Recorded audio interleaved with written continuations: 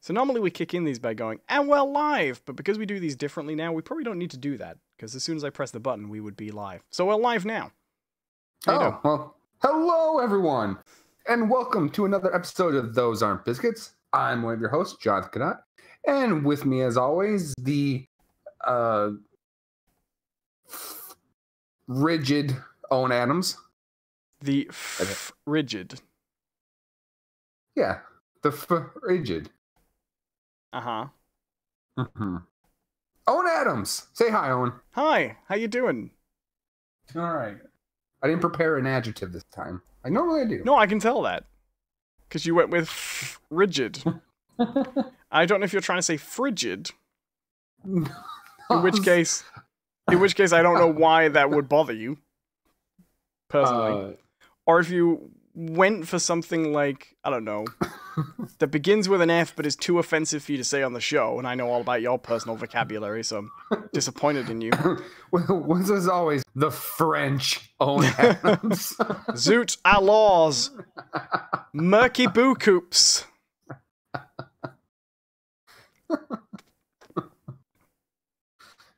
Jacques. I've just seen a fly come from nowhere and land in my beer. It's a beer bottle, so I can't get it out now. It's very sad. Great.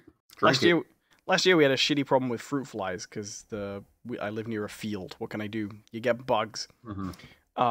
And this year we were like, isn't it great? No fruit flies this winter. Because like they live out in the fields and then at winter they're like, retreat to the houses. And we're like, isn't it great? No fruit flies this year. That's great. And I haven't seen any like all winter. And I've just opened a beer and then one just went, is that beer? like the spy who came in from the cold. You know what I mean? The fly who came in from the cold. I don't know where he came from, but it just flew straight over to me and flew down my beer, and now it's in there, trapped in the foam. Get away from my Corona. My Corona. How you doing? Hello, everybody. How you doing, Jonathan? What's going on? I'm doing all right. Are you well? Well, I mean, I don't know where he came from, but it just... Oh, I'm on the show twice this week. I feel like that's a trap. You asking me that? What, if you're well? Mm-hmm. Are you H.G. Wells? He said yes. How's that novel, The Time Machine, coming? Oh, got him. With my...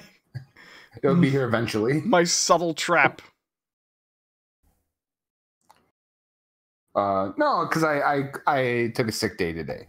Oh, okay. Are you sick? No. He said, pretending he doesn't know the answer to this. I mean, okay, the truth is when I woke up, I actually didn't feel good. But not like in a like oh god, I'm so sick sort of thing, but it's like my head was so out of it where it was just like the idea of going to work like gave me serious anxiety. Like really, really not great. And I was like, you know what? I can't do it today. I just can't do it. I like to imagine that your boss is like, Jonathan sounded really unwell today. That's a real shame. You know, I should show him some support. Didn't he do like a podcast, like a show? I'm sure I remember someone saying it's like a weekly show. Maybe I should just catch up on some old episodes of that. Hey, I took a sick day today, and I'm not sick. Yeah. Son of a bitch. That job sure does give me anxiety. Hey, John, say something offensive about your boss. No. Do you like your boss? Oh, yeah. Yeah, my bosses. I kind of have two bosses. Hold on. I've seen American television. I've seen I Love Lucy. Romantically. That's the full title, I'm sure. Because, you know, you want to clarify with just 3 words. You don't want to, you know, people going in with preconceptions about what the show's about. I've seen The Flintstones. I mean, what other kind of love is there other than... platonic. I guess. Yeah, like, I love Lucy platonically. And people try to pretend that's, like, as equally a valid kind of love. Lucy, I live next door! Lucy will never be anything more. People try and pretend the platonic one's as interesting, but we all know it's not. Don't you be coming here with your platonic love, trying to pretend that it's equally valid to my romantic love that I experience from the bushes of celebrities. Mine's pure and true. You can't take it away from me. Yeah, no, I know about American... You'll be like bosses. Every American has one boss. He's usually called, like, Mr. Simmons, but not Richard Simmons. And, he has, like, a mustache, and he holds onto a whistle. And when he blows the whistle, everyone shouts, yabba dabba doo. And then every evening, it's a comedy of errors in which you're required to make dinner for him if you want to get the big promotion. I've been educated by 1950s sitcoms well. And I'm not prepared to move out of this view. You were close. You were close. All right. The truth is, my boss is Richard Simmons. So every time I go to work, that may stop me going to work. Yeah, exactly. Like, I just was not prepared to sweat into the oldies today. All right, Jonathan, shake that butter off those buns.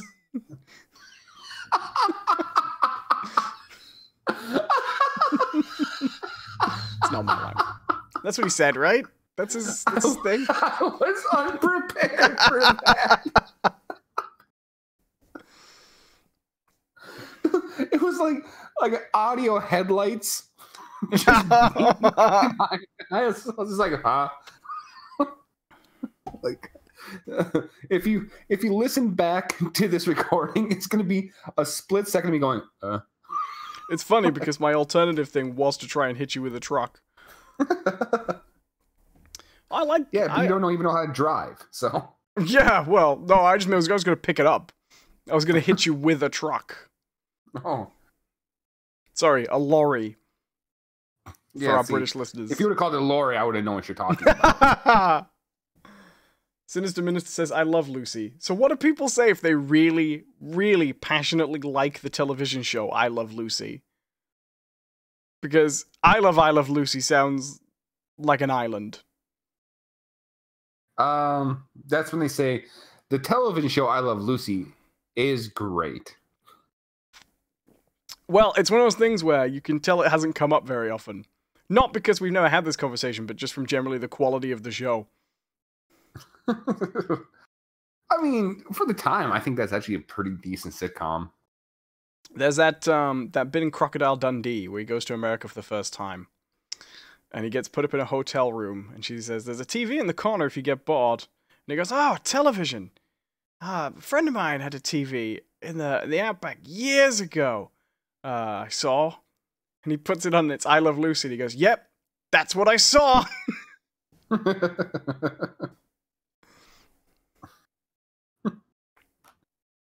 No, things have been going all right. How you been doing?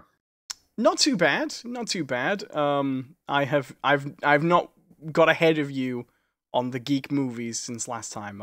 I have seen no new films. I've been preoccupied with rewatching Quantum Leap. Oh jeez. And then I heard there was a Quantum Leap revival movie that had been scripted but not like sold by the guy who wrote it.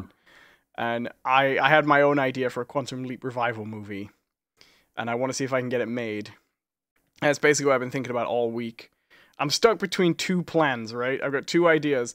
One's called Quantum Leap, Deadbeat Dad. Jesus. And the other one's called Quantum Leap, Talking to Myself. And the premise of the first one is Sam leaps into his own dad, right? And Al's like, Sam! Turns out you were a shitty father. Your mission is to stop your dad being a shitty father. And Sam's like... He's like, oh, I got well, you know, my dad wasn't a bad dad. He took me to the baseball game. And Al's like, Ziggy says he never took you to a baseball game. So he takes Sam takes himself to a baseball game. And then he sits there, he has a lovely time. And then on the drive home, he realizes that, like, the happiest moment he ever had with his dad didn't do, and he's just taken himself to a baseball game. and he's like, we gotta fix this. This is really sad. And Al's like, well, sometimes your parents aren't what you expect, Sam. You just leap on, we'll get over it. So he leaps again, but he leaps into his dad at like a different time. And he was like, Al's like, Ziggy says it's your 10th birthday, Sam. Your dad forgot to get you a gift. So he has to run out, and he's like, well, no, my dad went on my 10th birthday, he got me a new bike. And Sam's just shaking his head. Al's shaking his head like, nah. No, mate, it didn't happen. So Sam has to go out and buy himself a bike. And then this movie... So in that moment, he just becomes British. Just, nah, mate. Yeah, right, basically. The movie's 6 hours long.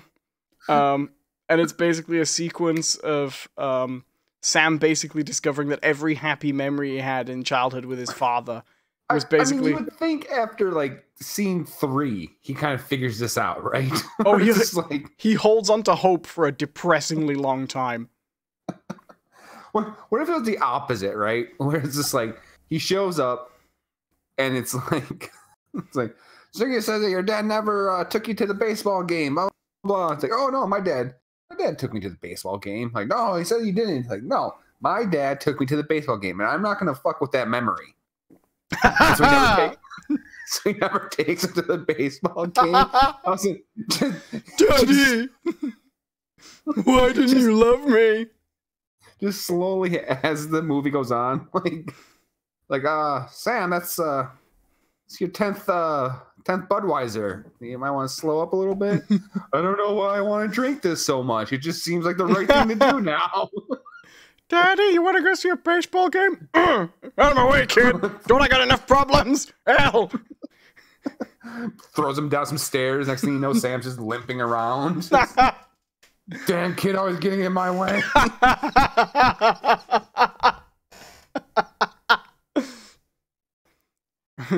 Sham, if you don't get it together, you won't leap. Who needs to leap? I got beer. I got TV. I got kids yakety-yakking in my ear. Let me see if I can remember. Oh, yeah. And my dad liked to fuck around on my mom. Hey, baby. Get over here. Oh, boy.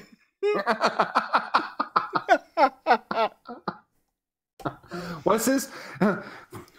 If my memory serves me correctly, Daddy Deer has jumped in front of a semi-truck.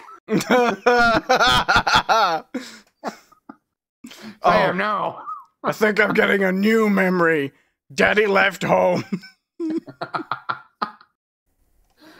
Hey, little me, I mean, Sammy boy, I'm going out for cigarettes. What are you doing? Reading a physics book? You got no future in that. Sam, you know that's not true. Shut up. Daddy's talking to himself again. Shut up. Yeah, that's you've cottoned onto exactly the tone of my pitch. just let me give you a piece of advice, kid. If anyone ever says the words quantum to you, just move on. Don't bother. If anyone wants to play leapfrog, kick him in the shins. Fast forward like 20 years, there's college age Sam just going, what did my father know? I'll get into quantums if I want to get into quantums. I was trying to save you. You don't get it. You don't. And then my other idea, quantum leap semicolon talking to myself. It got dark. Well, I figure, it's a reboot. You got to kind of bring in the audiences. My other idea is basically the same thing, except after about 40 years, Sam gradually becomes, like, same tone, but with different people, just like normal Quantum Leap, except the movie goes on, like, a really long time. And then after about, 8 hours, implying Sam's been leaping for about 40 years, Sam gradually becomes aware that he's every human being on Earth in every moment. And that there is nobody else in the entire human race except himself, just talking to himself, just leaping into different scenes for snippets, and that the entirety of the entire human race is futile because it's all just him now. And then it just ends. He realizes that, and then mid-sentence he's like, "What am I gonna?" And then the music comes in.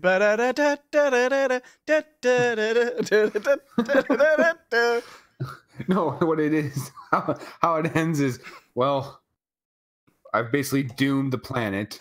The only feasible consciousness is my own. So if I think really hard, right, I can get everyone in the world on the same page, right? Because we all share one consciousness. So right. if I can go back, far enough that I think of one thing and keep going, right? Eventually, everyone in the planet will have the same thought at a certain point, right? And all of a sudden, it shows like a cross section of the Earth, you know, from orbit, and you just hear resonating from the Earth. Oh boy!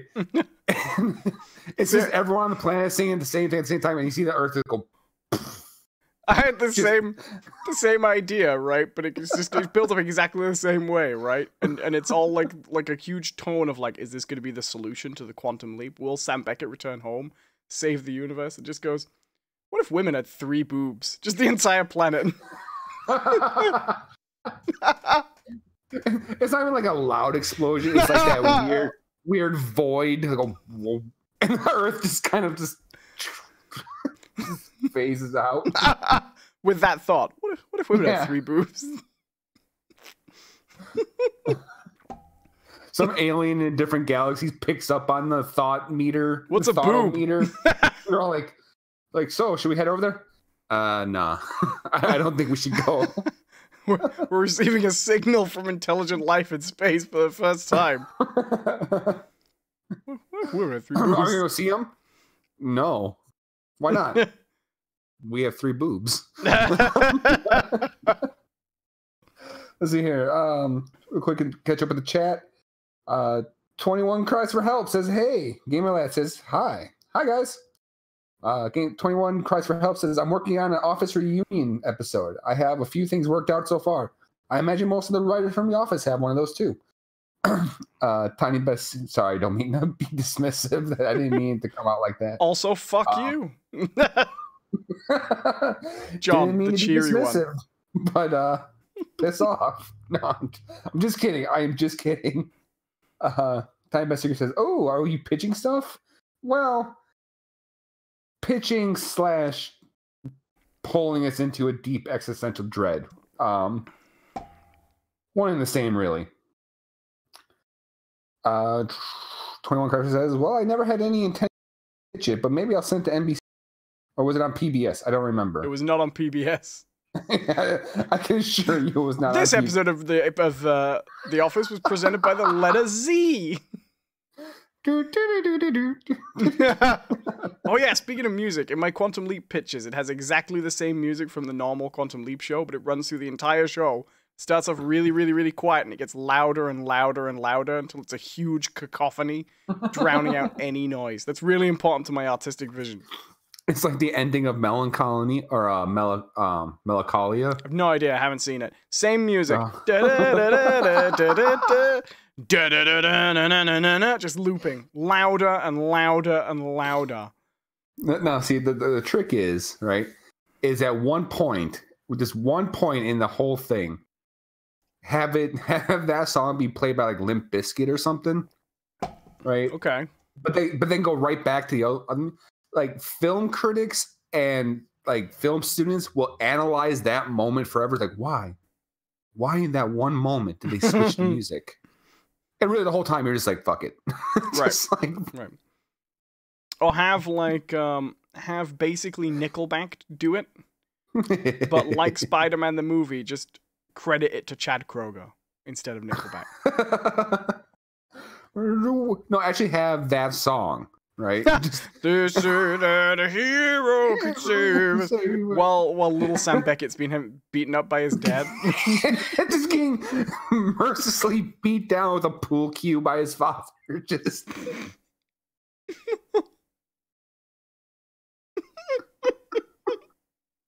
after all, look what love made us. World full of giving. Hold on to the wings of an eagle. And then watches the old fly away. It ends not on a cut or a fade. The whole scene's just continually going when the music ends, and then do do do do do do do do do do do do do. But at this point, it's really loud. Like the Kroger song was played at like normal movie music volume. But when the Quantum Leap thing comes in, it comes in at exactly the volume Leap was at previously. Well, I mean, because it signifies basically the more and more detached Sam has become from his own reality. Like, right, he hides his own atrocities from himself and using the song. For the last 45 minutes of the movie, like, you can't hear dialogue. We haven't volume matched it so you can hear it over the music. So it looks like Alan Sam are just silent, you know? 21 cries for help, says, if that aired, I would literally shoot myself. Well, I don't think you can metaphorically do that, but he also says, crap, I almost spat out my drink. I'm sorry. Was it a good drink? Was it tasty?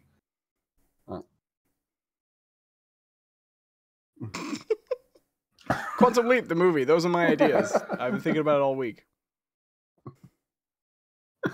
Well, that's fun. I mean... Oh, yeah. It was a blast. I think they're in keeping with the show, because what I like about that show is it's got such heart, you know?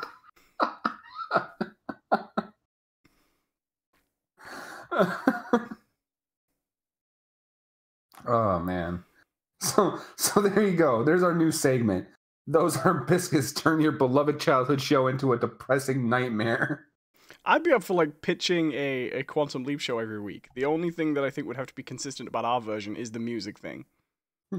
Well, I think the only thing that needs to be consistent is the child abuse. Yeah. No, there's... but you see, it couldn't be that way, because he is the child. You know... Okay. Did you hear about this show, right? And then it I don't think it went very far, right? But there was a show that literally got greenlit, and there was a pilot that aired that was just called The Slap. No. Okay. So the premise, let's see if I can bring this up.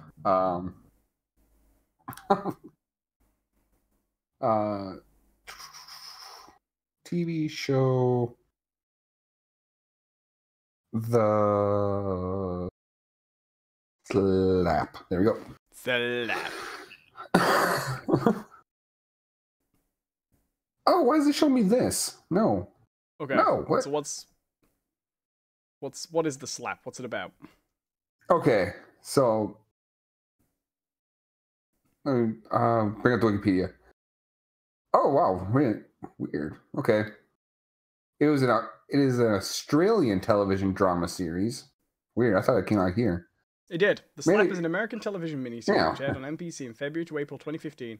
It is an adaptation of the Australian series The Slap, which in turn was based on Christos Solica's novel The Slap. Tiny Bit Secret says, I know about this show. Silo was in it. Fair enough. So not Zachary Quinto, the character Sila from Heroes.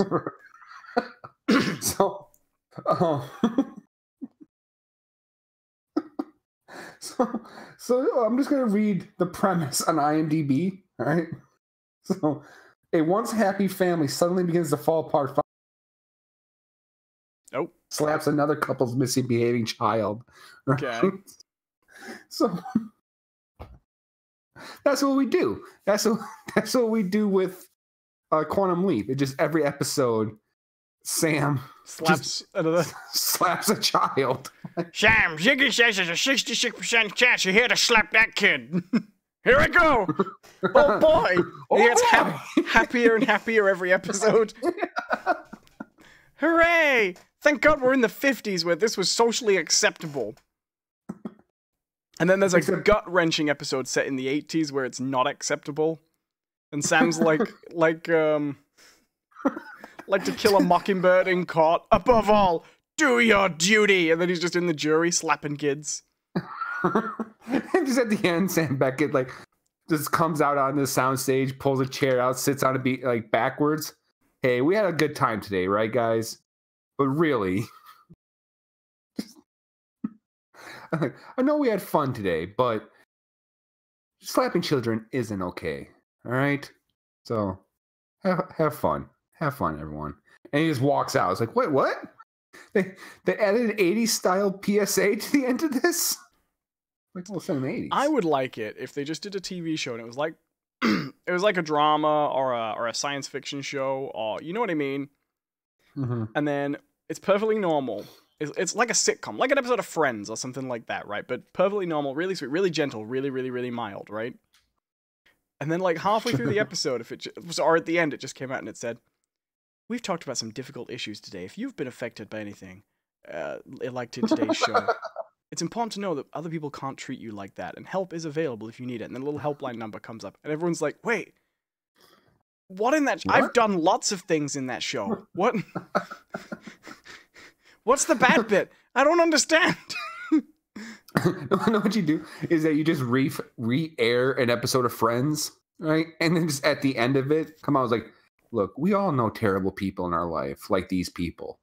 You don't have to associate with them. If someone's toxic in your life, you can remove them, all right? And you take out the laugh track.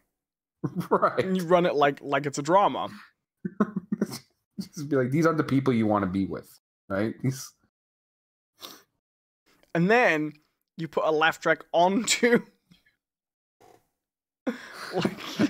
and then right at the end of that, the person giving the PSA, right? The little bit at the end, Sam Beckett comes out and just slaps him. But then you take one of those like after school specials, you know what I mean? Mm-hmm. And then you put a laugh track on that.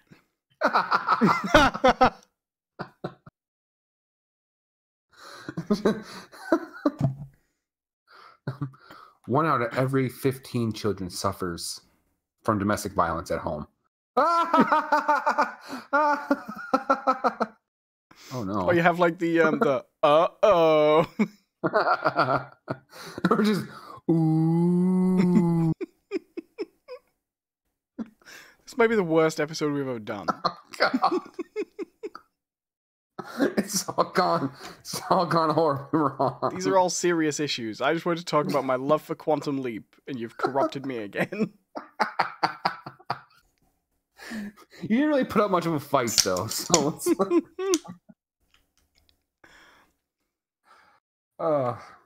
I once went to an art installation that was a...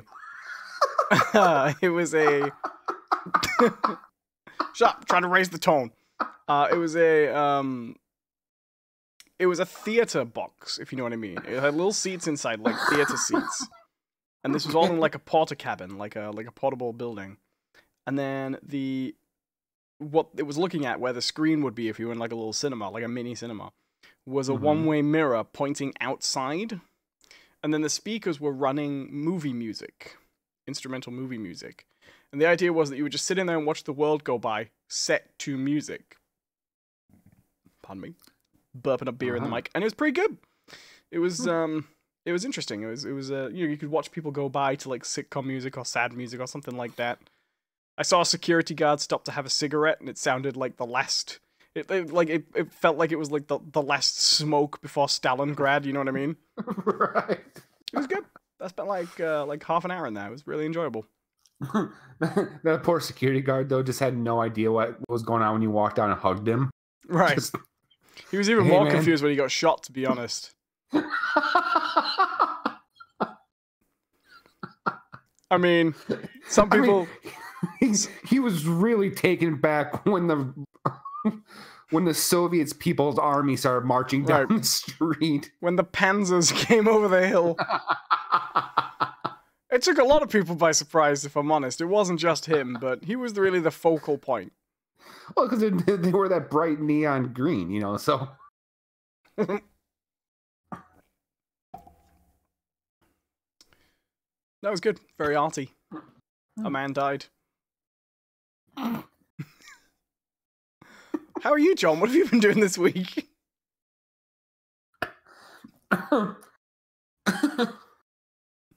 I saw Mission Impossible Fallout. Oh, yeah, it's good, isn't it? It's all right. I liked it. I liked it more than Rogue Nation. So did I. Probably less than Ghost Protocol. Definitely. But that's where I'd put it, you know, of the recent ones. So what I got from it was we knew when they did Rogue Nation, right? Because if you look it up, you can actually find out that they... Oh, this Mr. says he never heard the music. Sorry, that was my goofy At least laugh. I'm assuming that's a Tony wine that's read in Mr. Minister. So. Oh yeah, well, we could do it like this. He never heard the music. He never heard the music. He never heard the music. He never heard the music. Just there's 100 You remind me of the people babe. What babe? The babe with the power. What power? The power of music. Who's it? What music? God damn it. So yeah, you saw Mission Impossible Fall. I liked it. I thought it was alright. Yeah, no. So when they did Rogue Nation, they had already like greenlit Fallout. Right. Fallout. Well, this one's the first one to have like the same director in a row. Right. It's actually one of the first ones that really kind of carried over major plot points. Yeah, other than Rogue Ethan's Nation, wife. Rogue Nation feels like a follow-up to Ghost Protocol, certainly. But it and then Fallout definitely feels like a yes. A follow-up to Rogue Nation. I thought it made Rogue Nation a slightly better film. Yeah, kind of. So the difference being was that they knew that Fallout was coming. Now, I think we can be pretty sure that there'll be another Mission Impossible, right? I mean, there's no like teaser at the end of Fallout, don't get me wrong. But it made a shit ton of money, right? It did very well. Tom Cruise likes his Mission Impossible money. Yeah. And the thing is, like, okay, Tom Cruise is still a big star. I don't want to suggest for a moment that he's not a draw. But the simple fact is, he is not as much of a draw as he used to be since the whole Scientology thing. Right. But this franchise is very well loved and very associated with him. And so it sort of survives that, because it predates most people being aware of the Scientology thing, right? Right. And we can look back and see that there's been some failures for Tom Cruise that probably would have been big successes before the Scientology thing, right? That weird sci-fi movie he did, Oblivion. Oh yeah, the one that. Oh no, I was gonna say the one that everybody said was kind of Scientology propaganda, but that was the Will Smith one. Right. The one with After Earth or whatever. Right. Right. But I heard Oblivion wasn't bad, you know. I heard it wasn't terrible. Right, but I think had it been before the Scientology thing, that probably would have blown up. Right, that would have been made a ton of money. Right, but now everyone knows Tom Cruise lives permanently in a sci-fi movie. It doesn't have quite the same appeal. Right, like when you see him in a science fiction movie now, you probably actually believe this. Yeah, you're like, oh, wait, sorry, did he think he was on a training day with the church? Let's see here. We're gonna get this podcast in trouble with the church now, aren't we? Look out for blacked out vans outside your house, Jonathan. Let's see here. The production budget for Fallout looks like it says $178 million. The production budget. So I imagine that has to include marketing, right? Probably. That's a lot of money. And then the domestic box office was $220 million. International box office was $567 million, for a total worldwide box office of $787 million. So we're talking about a profit of close to $500 million. It did really well, and it was yeah. it was one that cottoned on when people said, like, this is the standout action movie of the time. You know, like Fury Road was a standout action movie to people, because it just wasn't like anything else. People said the same thing about this one. I personally would not say the same thing about this one, but I thought it was pretty great. So didn't have a fight in a car park though, where cars get thrown at a guy and they all fall out, which is still one of my favorite endings. Yeah, it's pretty good. Sort of. It's also really weird. Oh yeah, but it's weird in a way that works. It's not a giant server washing machine. Right. It's not a bunch of guns hidden at a bassoon. Rogue Nation really was disappointing, wasn't it? Yeah. It didn't feel Mission Impossible-y to me. It just sort of seemed. Was Rogue Nation the one where the guy falls through the floor and they seal him up in the different walls? Yeah. Yeah. I liked that bit. All right. That's how it ends. Well, we talked about this on the show. Like, Rogue Nation ends in a surprisingly subdued way. It shows a lot of like restraint. Yeah. This one not so much. I will tell you, same thing for Rogue Nation and Mission Impossible Fallout. The thing that I keep saying is the one ultimate like thing I keep giving Mission Impossible credit for. Maybe this seems like a small thing, but they never forget the masks exist. They don't always use them, but they never forget they exist. If they don't use them, they give you a reason why they're not using them that's believable within the context of the film. Right. So what I wanted to say about this is this movie was definitely greenlit when Rogue Nation was, right? It was greenlit at the same time. Yeah. I read up on that actually. So which is probably a good thing. It's like an Empire Strikes Back, Return of the Jedi situation almost. Sure. Although they're not that close. So what I want to say I'm sorry. I thought this was a two-person show. Did I tell you about when I was 3 years old and I went to see Bigfoot? And you get to talk. I was just agreeing with what you said. Okay. No, I'm frustrated with myself actually because I've gone off topic on my own like 5 times. You doing it now? I know.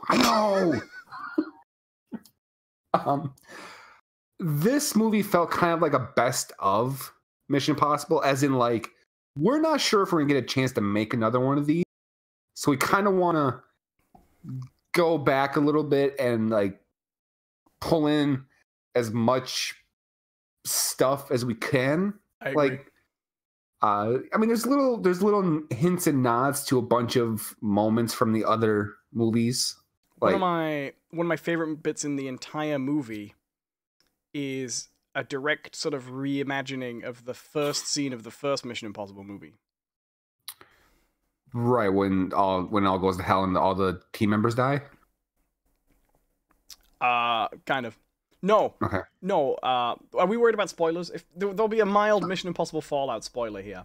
The plot to Mission Impossible Fallout is they're supposed to stop some terrorists from stealing a nuke and detonating it. Mm-hmm. The big twist is the nuke detonates. Sort of. They let you believe the bomb has gone off, but it turns out that they are allowing a member of the terrorist organization to also believe it's gone off through fake news reports to trick him into thinking it's too late to stop them from doing it. Therefore, he'll give them information. Which the opening scene of the first movie, they're tricking that guy into thinking he's murdered a prostitute. Do you remember? Right. Yeah. To get information. Mm-hmm. For a second, I thought they'd gone really ballsy on the film and actually detonated that nuke. Yeah.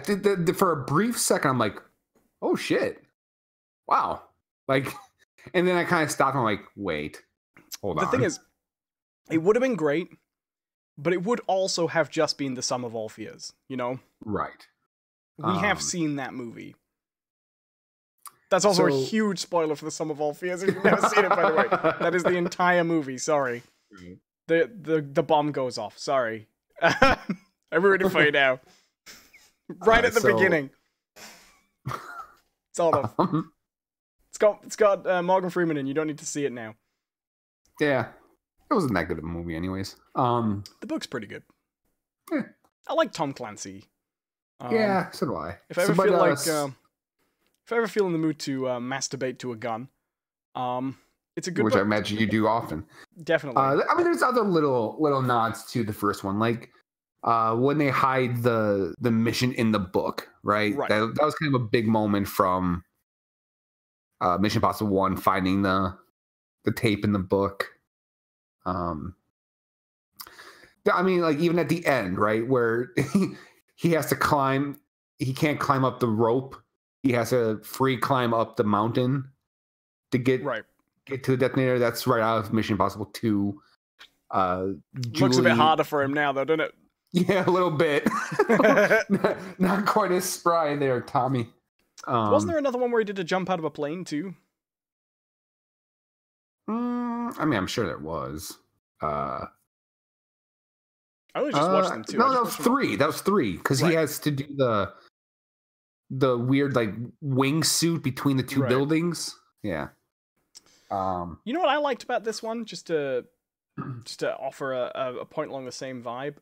This one brought gadgets back, which Rogue Nation mostly stayed away from. So okay, so sorry, that's gonna sound really bad on the mic. That's not too bad. Okay. So yeah, Rogue Nation was probably as close to a serious spy film as the series has ever gotten, right? Yeah. Okay, except for the first one, I would say. The first one, I would and argue, Rogue Nation. I would argue ineffectively as well. Yeah, like it's not a good serious spy film. Right, but Rogue Nation had a lot of those. Oh, two covert agents meeting in a park. One slides a newspaper over to the other one, and like a John le Carre. Yeah. This and that's also why like the ending of Rogue Nation, because it didn't lose that, right? The ending wasn't a big bombastic moment. It was highlight. Right. It's this weird moment where I can't remember how it's done, but they set up this weird dynamic. Oh yeah, that's right. It's like 90%. They can't kill her, right? So either the bad guys cannot kill Ethan or the girl. I can't remember which one. So the other one keeps on standing in front of the other one. Right, because and part of it is he's memorized all the bank codes that they need to get paid. Right. So yeah, they can't kill him. So he just keeps standing in front of the bullets. Right. And they don't shoot. It was a clever thing, and then the whole bomb situation. But this one's like, okay, people didn't really like Rogue Nation as much as all. So let's go back to what works. And we're ending the movie with motherfucking nuclear weapons and a helicopter chase. I would say most of this film is a fairly smaller story, though. Yeah, they oddly enough they downplay the scope with larger stakes. If that makes sense, right? It's much more a story about an awareness that they have a spy on the team for a large part of it. That's quite a big bit of it, and oh man, I saw it only recently, but I'm still trying to remember it. They are working their way through areas where they have kind of less jurisdiction than normal. So, like, I seem to remember it's the CIA they're forced to work with the CIA, right? So the CIA put a man on the team because what is it? Alec Baldwin's in charge of the IMF now, and he needs to he's basically tied up keeping them all out of jail, I think. Pretty much, yeah. From the events of the previous movie, is that right? Am I remembering this right? Because I watched all these pretty close together, so there've been moments where I've kind of forgotten details. He kind of put his neck out, basically saying like, okay, give them a pass on this one, they'll be good. This is the movie where he spends most of his time like talking to Congress, right? Or talking to an inquiry. Is this that was Rogue Nation? Oh, okay. So that was Rogue Nation. Okay, it's the one after that. But quite a lot of the plot is they've got the agent from the previous movie. She's back, Rebecca Ferguson. She's here. Ilsa. The team is all together, and they're trying to prevent the guy from getting plutonium. Is that right? He's stolen some plutonium, and they're trying to. He has them, right? They're not trying to stop him from getting it. He has them. Is this the one where they all go to a meetup in a dark tunnel and it all goes to hell and they lose the plutonium that they had? Right. Yeah. Yeah. They basically give him the plutonium. Right. Well, no. They're going to a meetup to get the plutonium. They managed to secure the plutonium during the meetup. And then they lose it again. And then they lose someone else immediately. Yep. And there's that guy Locke, right? The key figure. So that's the one part of the movie I didn't like, right? It's an unnecessary convolution, right? The premise of the film is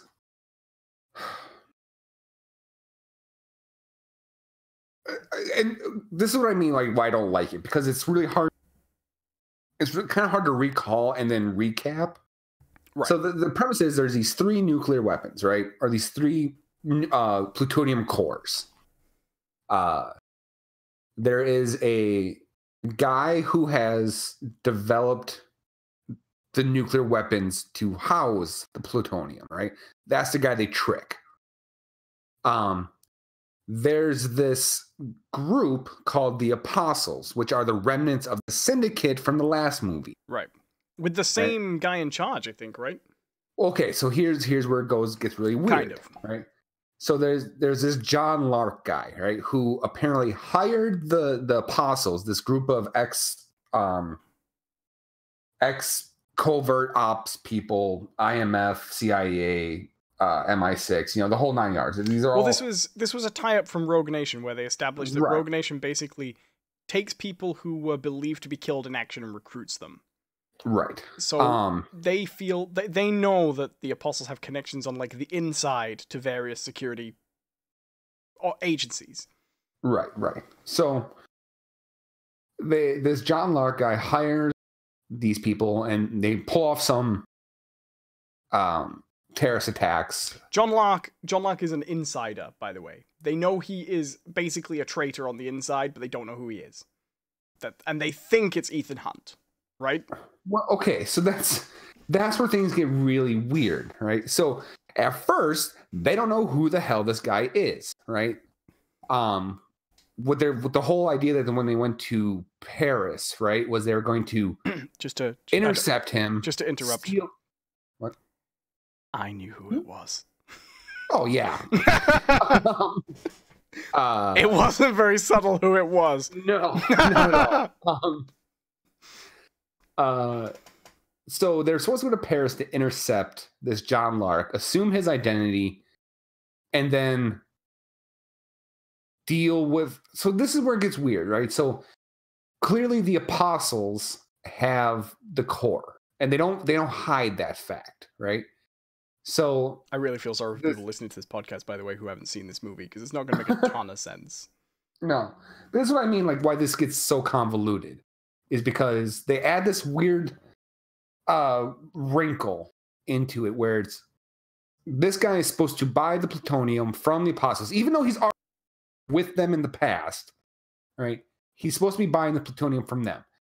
Now, what they want from him is not money. They want this John Lark guy to break out their ex-leader. Of course, this is that one where they attack the van. Right. So they don't even want money. They want their old boss broken out, and they want John Lark to do it. Well, they accidentally kill John Lark, apparently, and Ethan assumes the role. So he's pretending he's Lark, right? And so it's this whole John Lark thing. And of course, how clever. John Lark, right? It's like naming your guy like, oh, what's his name? Red Herring. It's kind of silly. But they could have kind of eliminated a lot of that stuff by just being like, okay, hey, yeah, the Apostles broke out their boss. He has plutonium. Now Ethan has to go after that. It's the whole John Lark thing, I think, really confuses the film up too much. Yeah. Because they do a lot of this whole thing where everyone in the movie is like an unreliable, where it's like, okay, we knew all along who John Lark was. But we're not telling them that we know who he was because he knows he is John Lark. It's like, shut the fuck up. For people who haven't seen the movie, but don't mind spoilers, John Lark turns out to be the observer from the CIA that the CIA put in. Right. Who was played by Henry Cavill. This is the movie that is responsible for the mustache. For Superman's weird lip in Justice League. And you know what? I'm going to say it. I'm just going to go out on a limb. Henry Cavill has a really, really bad American accent. Fair enough. He really does. I don't think he's a very good actor. I think he's okay. I liked him. You know what I really liked him in? The Tudors. He was good in The Tudors. He was actually that show. He was actually the most interesting part of that film because the movie or not the movie, the show starred what's his name? Jonathan Rhys Myers. I think that's what his name is. That name sounds familiar. Terrible. I can't stand that guy. I'm gonna Right? look up who he is. Remind myself who he is. He's just. Oh yeah, I know him. I don't like him at all as an actor, but Henry Cavill. He was in that Dracula apparently. I didn't watch that, but I heard it was Henry Cavill or Jonathan Rhys Myers. He was in that Dracula reboot. Oh, the Dracula Unchained? No. Oh. The one they made for the one they made hey, on the Luz. TV one. Welcome. Hello to Luz Corner. What? Have you seen that movie Victor Frankenstein yet? You have to watch it. It's so bad. Is that the one with Harry Potter and Frodo? No, do you know what? Maybe I'm not thinking of Victor Frankenstein. Or are you talking about the one that stars Two-Face? Yeah, what's he called? Okay. Aaron Eckhart. I Frankenstein. I Frankenstein. That's so I don't normally do this because I think that recommending so bad it's good movies is a really bad thing because everyone's definition of so bad it's good is different, you know? Right. Like some people really like the Sharknado movies and I don't like those because I think they're deliberately badly made movies. I Frankenstein is the most amazing movie I've ever seen. I think it's the big budget CGI fantasy equivalent of The Room. Oh, jeez. That's so bad. I mean, because just watching the trailers for that, it's like, I mean, please, was it the same company behind the Underworld movies? I don't know. Well, because Frankenstein's an Australian movie.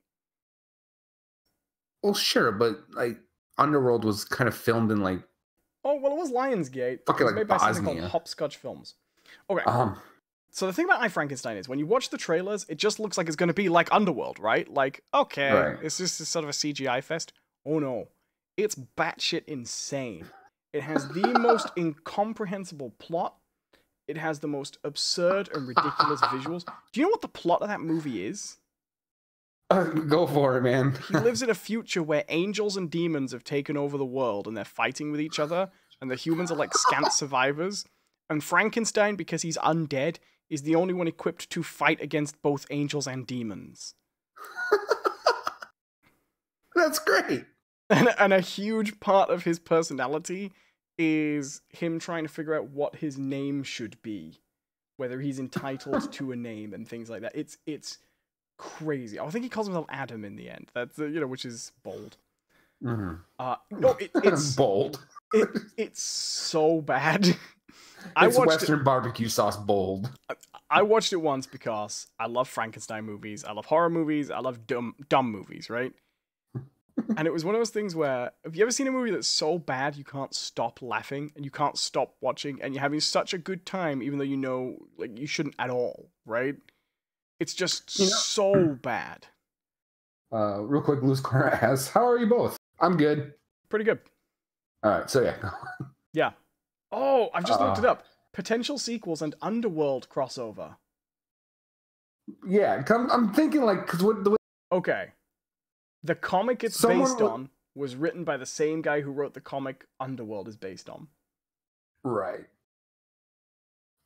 So what that really sounds like is that guy who wrote Underworld and I Frankenstein was kind of like, well, I did werewolves, I did vampire. Frankenstein. What do I got next? Angels, demons, and Frankenstein. Let's go. Let's do it. Just. Let me just but let me just read you. That premise actually sounds like it would play out very out of context. Let me read you a little bit from the Wikipedia page. Adam warns the remaining gargoyles of Niberius's plan, agreeing to give them the journal if they get him and Terra to safety. Leonor agrees, but sends Gideon to kill him and retrieve the journal. After a violent fight, Adam is forced to ascend Gideon, which means kill, and then decides to burn Frankenstein's journal and destroy its secrets before the gargoyles come after them.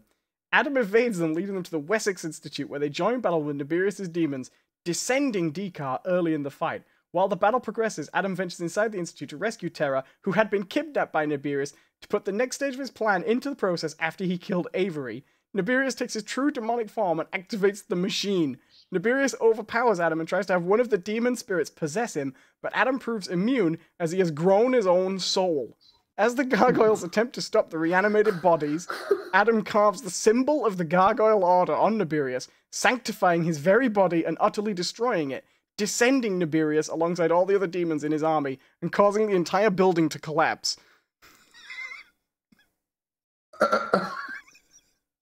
So, one of the things they establish in the movie is you can't kill angels or demons. Okay. You can only force them to return to heaven or hell. So they are either ascended or descended. You know, that almost sounds like that movie is gonna end. Like, okay, I want to swing for the fences here. I want to swing for the fences and predict how that movie ends. Assuming you didn't just read the ending to me. That's the ending. I'm sorry. Oh, damn it. Because this was going to be my guess. Either he descends an angel or ascends a demon, right? Because it's like, only demons descend and angels ascend. But if he does the opposite... No, he wanders out into the post-apocalyptic wasteland to kill demons for the first time for... if I remember rightly, he recognizes he's doing it for the first time because for noble reasons, because he's grown his own soul, whereas previously he just did it for selfish reasons, like to survive. Right. And then because he's got his own soul, he's like, I'm human now, and I have my name, Frankenstein. And everyone was like, we've been calling you Frankenstein the whole movie. It's like, we preferred Adam. Easier. It's easier to say. Well, no, it's his surname. Oh, so he's Adam Frankenstein? Adam Frankenstein. And then when he sort of purifies the world in about 3 generations, there'll be a whole thing. It's like, no. Bill Frankenstein, no relation. John Attenborough Frankenstein. No relation. No relation. No, it's insane. It's an insane film. It's one of those films where you go, oh, right, Frankenstein. I'll watch this because it might not be good, but I'll know what sort of territory we're in. And then you spend the whole time watching, like... It's like, have you ever watched the cutscenes from Bayonetta? Right. It's that, the movie. It's so weird. I don't know what we were talking about. Mission Impossible Fallout. Sorry, I didn't mean to completely detour into another movie. I just got sidetracked when we mentioned Dracula. No, it's good. It has some good moments. I'm kind of hoping that now we are finally done though with. I mean, I want more Mission Impossible, right? But I'm kind of over the whole. Ethan had to leave his wife because he wanted to save the world, sort of thing. And the Syndicate. Yeah, I'm kind of done with that too. Okay. Could we have just one Mission Impossible movie? Just one where Ethan is not a suspected traitor? That'd be nice. Because I feel like that's come up in every single one, right? Or I want one person like, oh, we want to sign you as. I mean, because don't get me wrong. Like, I would not be surprised in the least if next movie comes out and it's what's her name? Angela Bassett as the leader of IMF. Right? Because it seems like that's always the lineage, right? The what's it called? The law of secession is the IMF guy gets offed. So the CIA director takes over. Right. Because like we had Lawrence Fishburne, he got offed in 3. And then it was, what was his name? All I remember him as General Cornwallis from The Patriot. And then the uppity boss from the Full Monty. Oh yeah. So he was in Ghost Protocol. He gets off. He was in Batman Begins. Right, that's Falcone. I Also, don't know if he has not a great American accent. No, and I always think that guy. it's worst in Batman Begins because he's trying to do like Chicago gangster. But you see, Mhm. I never know about that one because I always wonder if I feel like he has a bad American accent just because I'm so used to hearing him without it. Right. He's a good actor. It just not a great accent. So he got off, and then who was the IMF leader in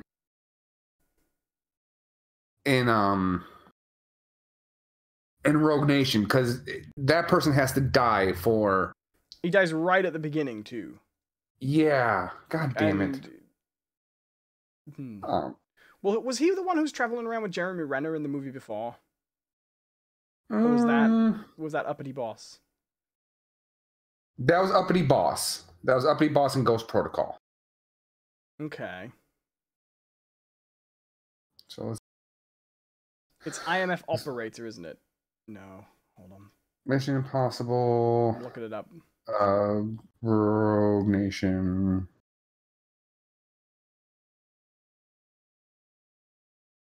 Because one of them has to like die for Alec Baldwin, because Alec Baldwin, the CIA director in Rogue Nation, and then becomes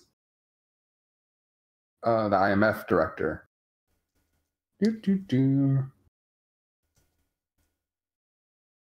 just Google things on the show today. Cool. Mm-hmm. Yep, that's what we're doing. I don't know. Maybe. Oh no, because it's still vacant, right? Because the way Ghost Protocol ends. Right.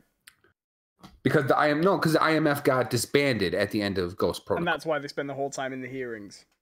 Right. To say that it's required, they need it back. Because Jeremy Renner is trying to make a case for IMF to come back in Rogue Nation. Well, he actually specifically says, I know that's a cause. In Rogue Nation, Jeremy Renner makes the point that legally, he's only allowed to disclose what he knows to the director of IMF. Right. And because there currently isn't one, he cannot disclose what he knows. He actually says that to the hearing, right? Mm-hmm. So I bet that wouldn't have flown for long in the real world. Let's get an IMF, sixth round maybe. Like I'd okay having like that Judi Dench character, right? Because she was M for a long time in those movies. I get the feeling they actually try and avoid that because they don't want it to become too much like James Bond. But I actually think there's like a lack of continuity to the Mission Impossible films that I'd be happy for them to rein that in a little bit. Yeah, I mean, I don't necessarily want another movie that follows like The Syndicate. Like we said, like I don't need a returning villain, right? I don't need that. Do you know what I think the difficulty was? Really, in the TV show, there always was a standing IMF director, right? It was Jim Phelps. Mm-hmm. But in the movie, they have him played by John Voight. And he's the villain, and it's the twist. Yeah. Once you've made the IMF director the villain in your first movie, you've sort of deconstructed that role out of credibility a little bit. But they could, they could fall back. Anthony Hopkins didn't betray anyone. Right. What I want to know is, isn't anyone in the American government being like, how can we let a foreign national operate? Well, do they ever explicitly say that he is the director, right? They never actually say that. He's just... who is he? The guy who just tells him the mission? No, exactly. That's like who he is. He's like this weird point of contact, right? He's just like... I guess. I always assumed this guy in Barcelona. Do you think? Yeah. And they kind of say that. They're like, hey, meet him in...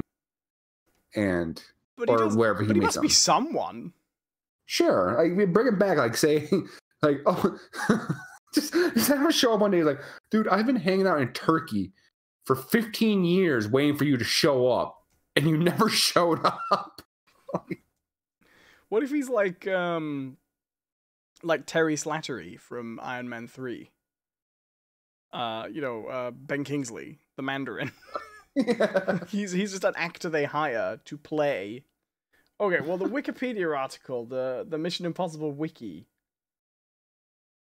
says that he's head of the IMF. Oh, okay. I think. But that doesn't necessarily mean he was in the thing. Oh, no, he's a mission commander. I thought it said he was head of the IMF. Yeah. What are you talking about?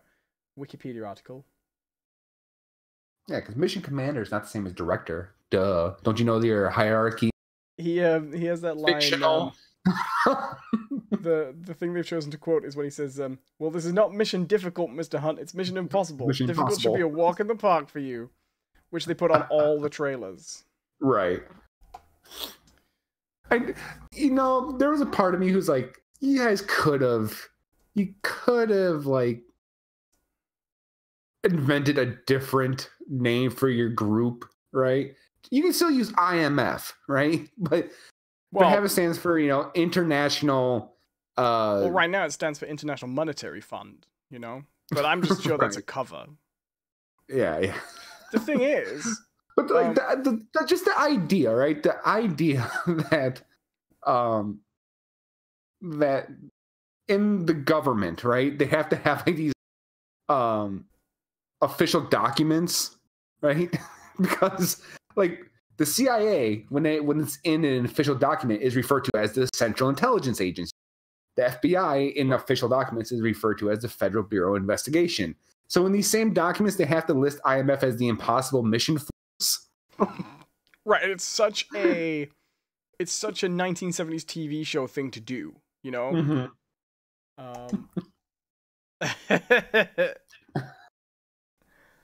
Well, it's weird too, because like in the original show, like Ethan Hunt is not a main character. I don't even think he's in the show, Ethan Hunt. That guy. He is, but he's not. He's not the most prominent. Like he's kind of like the weird, wacky side. I have never watched the show very regularly. I've seen a few episodes. Like I think he almost comes off as like the. Am I thinking of the right guy? Well, I don't remember ever seeing him in the show. Okay, here we go. I was not of the opinion that Ethan Hunt was in the show last time I checked, but I haven't checked it up, so...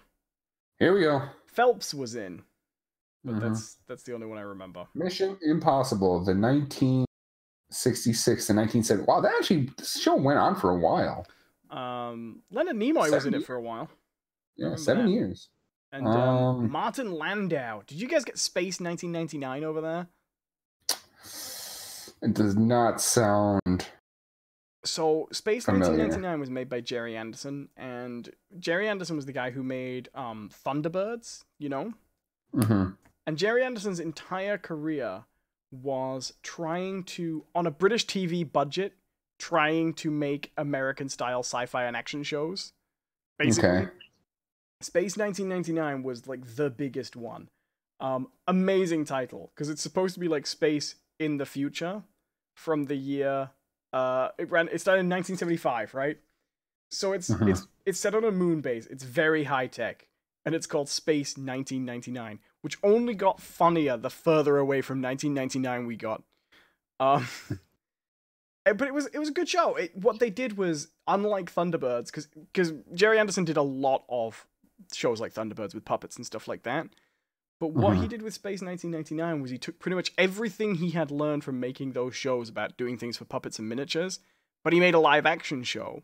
So it had almost sort of movie-level special effects done in miniature on a live-action show. It was a pretty good show, actually. But Martin Landau was in that, because he wanted someone American to kind of head up the cast. Kind of a name, Fair enough. Kind of sell it. Jerry Anderson... Okay, so it looks like Ethan Hunt was not the show. Oh, yeah, I thought he wasn't. It should be. It should have been. They should have... Put him back. It's Tom Cruise. No, they should have picked like the most minor member of that team and made him the lead of the show or the movies. Just George Lucas Special Edition it.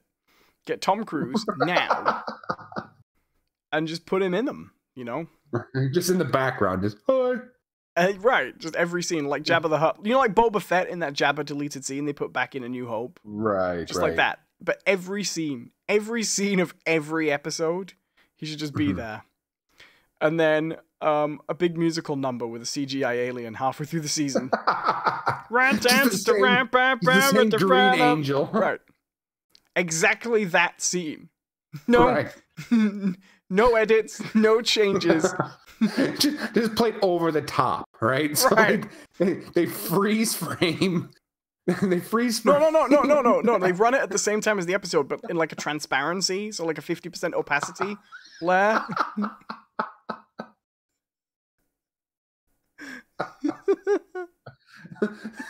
It should be. Good morning, Mr. Hunt. This is your mission if you choose to accept it.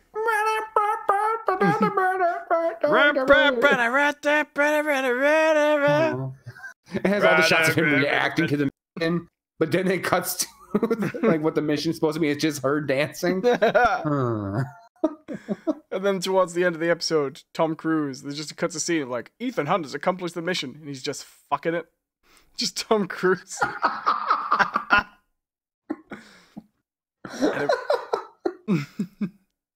Call me Xenu.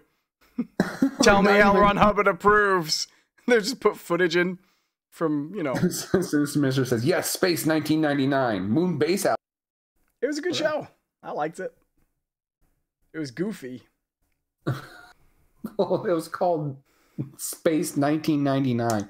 Like, any TV show that is, like, the main title involves numbers is almost always fucking weird. Particularly if it's a year. Right. Like Cleopatra 2929 or whatever. When my dad was a kid, weird. My dad was born in 1926, and he used to tell me he read a comic when he was a kid that was called School 1975. And they had like flying cars, but he was growing up in the 30s, so they were like 1930s cars, but flew them to school.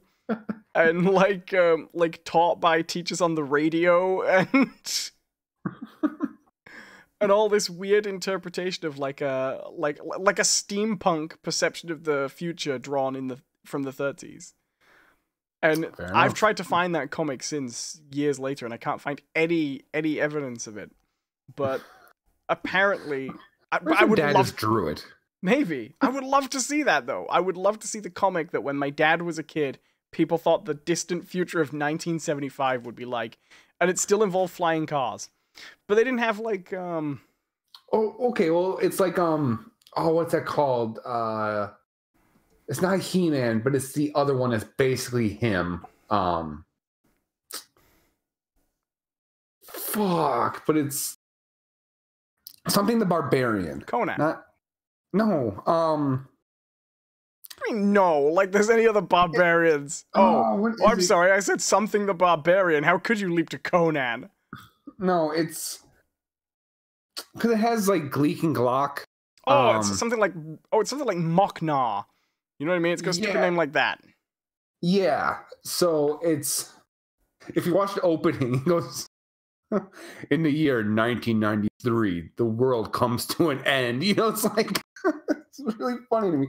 So, like, your dad's comic thinks 1975 is the future. In 1975, they think 1993, end of the fucking world. Grognak the Barbarian? Oh, no, that's from the Fallout 4 wiki. Okay, that's a character in the Fallout universe. Okay, let's see. Cartoon 1993 world ends. Glee. I think that was, or Gleep and Glop, right? Gleep and Glop. I'm looking it up. I never even heard of this damn The thing. Herculoids. What? I've never even heard of this. I'm looking. Maybe I'm not thinking the right thing. Cartoons. Do you remember that Planet of the Apes cartoon? It was pretty terrible. Oh my god, I've never heard of this. Oh, these designs are terrifying. Yeah, it's really bad. What is this weird show? Yes, the Herculoids. See if I find the president. No, this isn't what I'm thinking of. So there's a cartoon where shit goes bad in clear as day. It says 1993. Thundar. That has to be it. Thundar the Barbarian. Okay, I'm looking that one up. Thunder. Thunder, In the year thunder, thunder, 1994. thunder, cats. Here you go. In the year 1994, a comet from outer space Okay. unleashing destruction. The moon is destroyed and the Earth is left in ruins by natural disasters and civilization. There, that's They what I'm also had thinking a of. villain that looked a lot like Darkseid. Look up Thunder the Barbarian, Gemini, Oh boy. and tell me that's not Darkseid. I like the little lion guy. Right? Which he's just a half naked dude. All of a sudden he's like put a lion's head on him. It's great. When I was a kid, I used to have a ton of knockoff Master of the Universe toys, and they all had like the same body, you know? And they looked like actual Master of the Universe toys, except they sort of had more of a squat on, so they all looked like they were taking a crap all the time. And they all like lost their heads. So my dad, because he thought that, you know, why buy new toys or replacement toys, he just carved me all these like replacement heads and put them in there. They wouldn't turn because he glued them in. And they were all like monstrosities. One was like a giraffe. I think he was trying to replicate the original heads. But then what he started doing was he started carving new heads from like the back of the boxes. So he would be like, okay, this looks like, I can see what this is. But you know how tiny those pictures are on the back of the boxes are, right? You can see like, a little bit. So you'd get like, oh, I copied this one. And you'd look and it'd be like, okay, is it a hammerhead shark? Is it? And they'd see the one my dad had done. It were like, oh, it's like an upside down sort of inverted milk bottle shape with like the number 3 written on it. I just did what was on the back of the box. Why? Why, father? Thank you, Sinister Mister. We should have just looked at the chat. Like, Sinister Mister, it's Thunder the Barbarian. Like, the whole time. Sorry. Sorry. Good to know. I don't remember this show. There's a lot of shows I don't really... Like, I didn't see a lot of these weird shows from the 80s people remember. I liked, I liked some of these shows, but the older shows, the only one I really liked was, do you remember the old Hulk cartoon? That's the only Hanna-Barbera type action show I enjoyed. But that wasn't done by Hanna-Barbera. Hulk? Yeah, there was a Hanna-Barbera Hulk. Well, they did they did a bunch of the Marvel ones, but I don't think they might have been contracted out by Hanna-Barbera. Oh, you know what? No, you're right, they didn't. That's not the one I'm thinking of. Because there was like, you know, when Captain America throws his mighty. No, it wasn't that old. It was the one. Oh, you're thinking of it was on before Fox. The 90s one.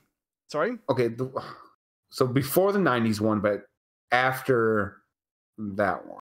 Not the very, very old ones. You know the ones that were just basically redrawn comics? Not that one. Mm-hmm. And not the 90s one that shared continuity with the Iron Man show. Right. The one that was like, Hulk. And he'd be like walking on buildings and stuff. Hulk. You know? Hold on. I don't remember that at all. This one.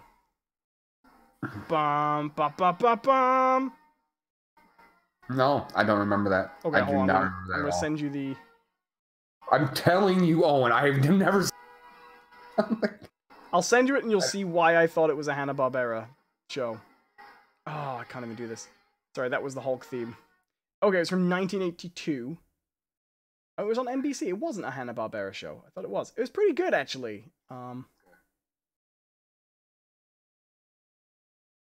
Still with me, John? No, I thought you got quiet. Whoa, hello. That's why that's weird. Hold on. Okay, so I accidentally clicked on the streaming room over in the other Discord thing on my laptop, so it signed me out of the proper room. Hey, how you doing? Oh. Yeah, I'm doing all right. They wouldn't have heard you for a second. Did you say anything important? Just the secrets of the universe. You son of a bitch. Yeah, well, tough break. Can I say something controversial? Sure. I don't like the 60s Spider-Man show. No, me neither. I got one even more controversial. I mean the cartoon, by the way. Yeah. The Spider-Man. I don't think they capture the tone of the comics at that time at all. Okay, I have an even more controversial hot take. We've heard about your controversial opinions. Save it for the therapist. Sorry, carry on. I don't like the 90s animated show. So I grew up with the 90s animated show, and I have a lot of sort of nostalgia for it, but I will say, upon rewatching it, it really, really wanted to be as good as the Batman and X-Men shows and wasn't. Right. All I ever remember about that show, like I would say the dominant tone of that show is Peter Parker, is that same piece of sad, sappy music playing, and a flashback of Aunt May saying, "Peter, how could you be so like, I'm sorry, Aunt May." And then he'd be walking through the studio, he'd go, "How can I make it up to Aunt May? But then I've got to get to Mary Jane, and then Goblin's on the loose." That was the show. And then he never did fights or exciting things. He just swung around having dilemmas. And I get in part that is Spider-Man, but he never got to the good stuff. The best part about that show, though, is what? Is the Peter Parker who looks like he can bench a fucking bus. Yeah, he's hench. They introduced Hydro Man in that show, and he's supposed to be like Mary Jane's bigger boyfriend, you know? And they look exactly the same size. Like, they look exactly the same. He just has blonde hair. Oh, and then they also have like Flash Thompson. Yeah. That would be great. He's Flash Gordon just shows up. Yeah. I've come for Ming. What? It's just wall. Spider-Man swinging out, and just off in the distance, Flash. You know what I will say about that show, though? Peter Parker's in it, terrible in it. Mary Jane's terrible in it. Aunt May's terrible in it. The villains are great. Yeah. The villains are done very well. And you don't get just the big people. You get a lot of interesting ones. You know, Morbius. Not exactly a minor character, but, you know, I think that cartoon made him more popular. Right. Because he fit into the plot they were telling, which was that whole like Neogenic Nightmare arc. I thought they did the Lizard really well. I thought they did Kraven the Hunter really well. But then the villains they tended to get wrong were the big ones. Like, I don't think they have a very good Dr. Octopus, for example. I think he's quite boring. But what about his hair? How can you beat that haircut? So funny. Have you ever penis? Have you ever heard the thing about that show that they weren't allowed to draw Spider-Man punching anyone? So Really? Yeah, they were not allowed to draw Spider-Man punching anyone at any point in that show. So he never punches anyone. That's why that's the show where he mostly uses his webs as weapons, which he didn't do that much in the comics. He was mostly webbing for swinging, you know? He would web people up. So he does a lot of like webbing people in the face. And he would sometimes like swing and kick people, but he was not allowed to throw a punch. And They weren't allowed to show any guns. So that show, for some strange reason, exists in a universe where they've invented the high-powered laser pistol. Yeah, I remember that. Because they all looked like all the guns looked like the Nintendo shoulder cannon thing. Into this environment, by the way, into this setup, they decided, let's have the Punisher. Right. I quite like the Daredevil episode, though. I think Daredevil was all right in it. Yeah, that one worked out pretty well. Yeah, it's not an amazing show, I don't think. It wasn't terrible as a children's show, you know? But people talk about that one like you can still watch that one as an adult, like Batman and X-Men, and you cannot, sir. I don't, I even have a hard time with X-Men. I think with X-Men, it's more of a case of it aging badly than wasn't that good in the first place, though. Well, okay, so it is good, right? It is good for the first season. It goes I'd agree with that. Way downhill very quickly. He was the only one who ever made me laugh. All right. No, you fly across the thing. Do you know my favorite... There was this whole long arc where it was supposed to be like the mutants version of AIDS, essentially. Took fucking ages as well. Yeah, that plot line went on and on and on. There's also some bits that are weirdly like not very child appropriate. Like when you come in on Scott and Jean's wedding day, which we open to find Wolverine in his tux shredding the crap out of Scott robots. Openly lamenting the fact that Jean Grey is marrying another man on a Saturday morning children's cartoon show. You remember that? Yeah. My favorite bit in that show, I think the highlight of that show is Jubilee and her relationship with the other X-Men. But I always remember there's one where Colossus comes back, right? Because the nice thing they did with that show is they didn't pretend it was an origin story. They set it kind of late in the X-Men's life, right? So they gave them a past. So characters would come back and they would have a history. So Colossus, he turns up and he comes to the house and only Jubilee's there, right? And Colossus goes, we're having a real problem in my country, basically, and I need the X-Men's help. We're all being devastated by like a villain Omega Red. Called Omega Red. Yeah. And Jubilee's like, yeah, we can handle it. All the other X-Men are out right now. You've come asking for help. I will come. I, the student. Right. And I always remember she leaves a note that says, "Hi, Colossus came around and we went off to fight some guy called Omega Red." When they get back, Wolverine reads this and he goes, "Omega Red!" Everyone seems to be aware that he's like this incredibly dangerous, indestructible super weapon, right? Right. And there's just a note, "Hi, we went to go fight some guy called Omega Red." You think Colossus would have been like, yeah, no. Maybe we just wait. Oh, honey, no. Sweetheart, sweetie, baby, darling. Jubes, baby. I'll make you a star, but first,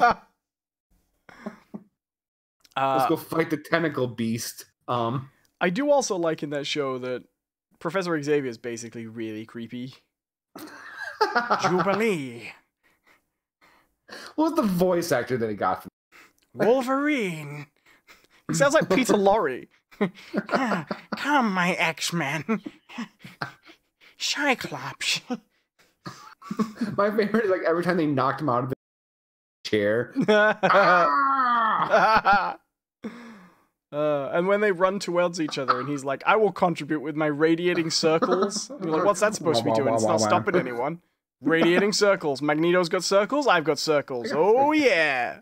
Yeah, but his circles like raise things up and yeah. You raise me up so I can stand up. What are you doing? What are you doing, Charles? But there are a lot of people who prefer that X-Men Evolution show, and I do not. Oh, I do. Really? No, okay. Actually, you know which one I prefer is Wolverine and the X-Men. That one tries too hard to have an arc. Yeah, but it works. Like, I like an X-Men Evolution. They were like, we need something that'll really set us apart from the fact that it's going to have sort of be movie-inspired costumes. We need something to set us apart from the previous show. Give Wolverine his orange suit. Done. Sorted.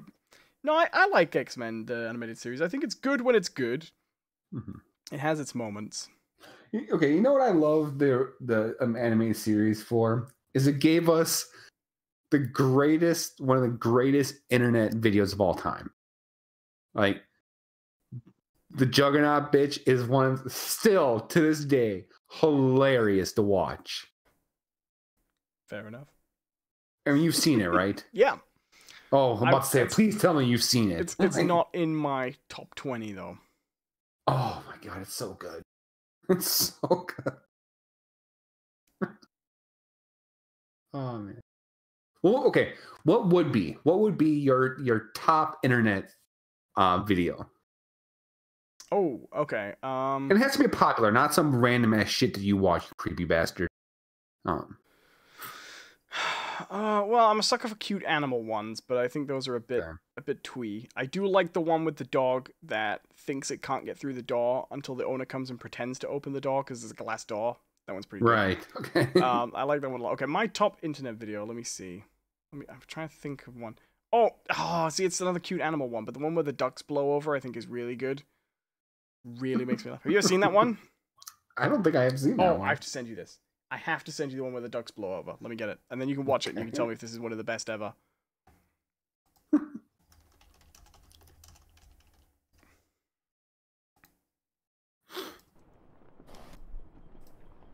Okay.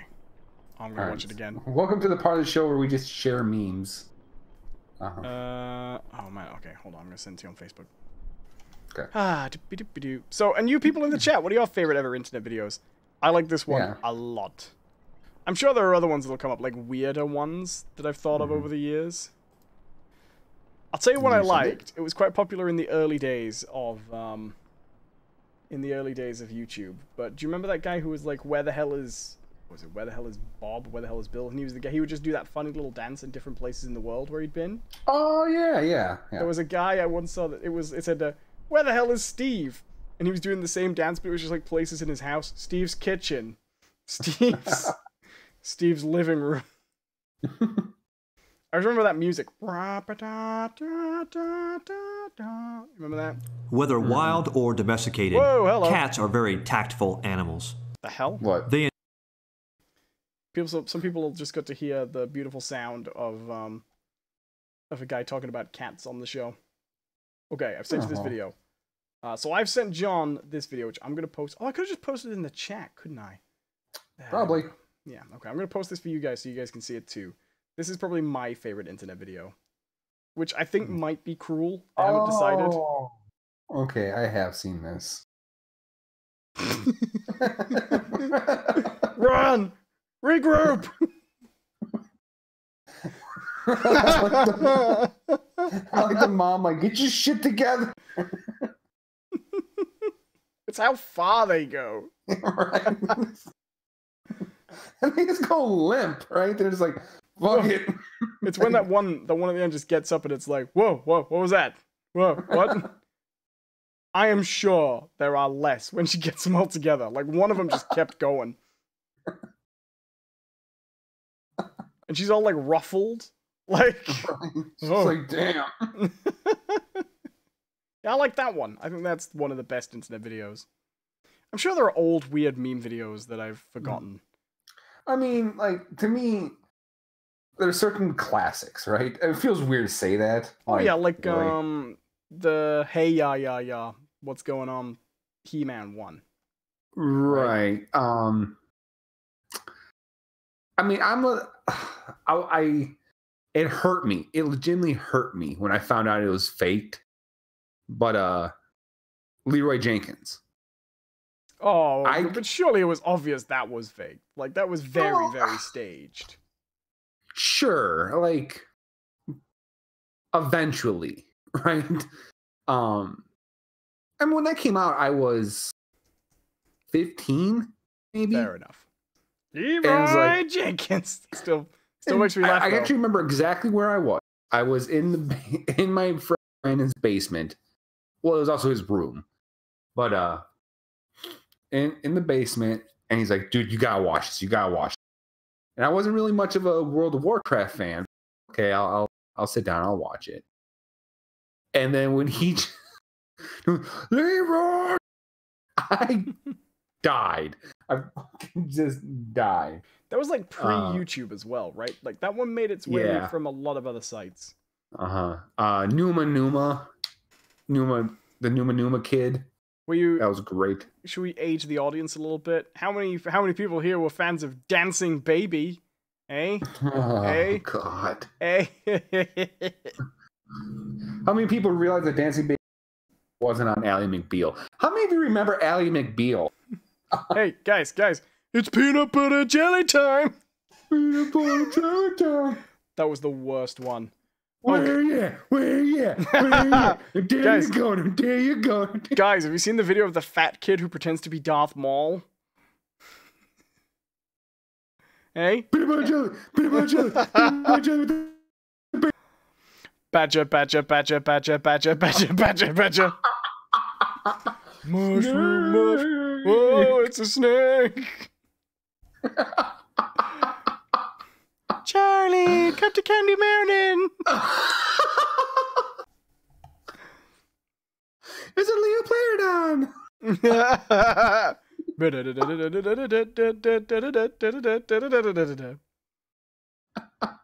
do you remember the other one? I will always remember that. Oh God, what is that? It's a new player down. Charlie. Charlie. Oh, they took my kidney.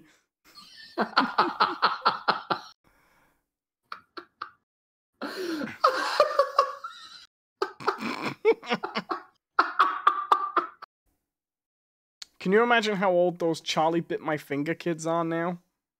Oh God, I don't want to think about it. Charlie, that really hurt. Like, those kids have British accents for me. He's still biting his finger. Like, dude. We get the catch-up interview. He comes in, he's got no arm, and the other kid's really fat. Just nubs.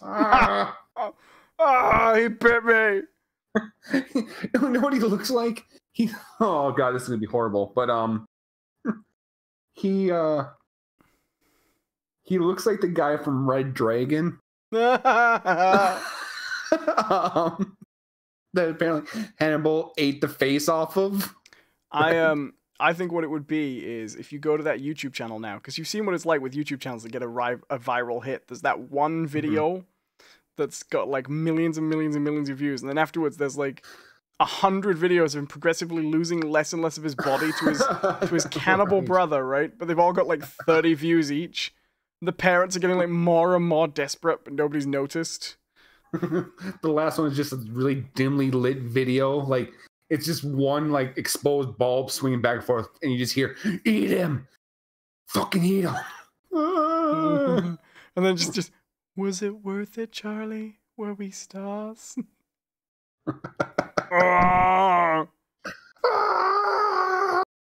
Leave Brittany alone.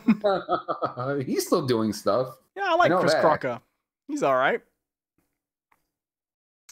Chocolate green. Oh God. I wonder where the sneezing panda is these days. Probably dead, right? A rug.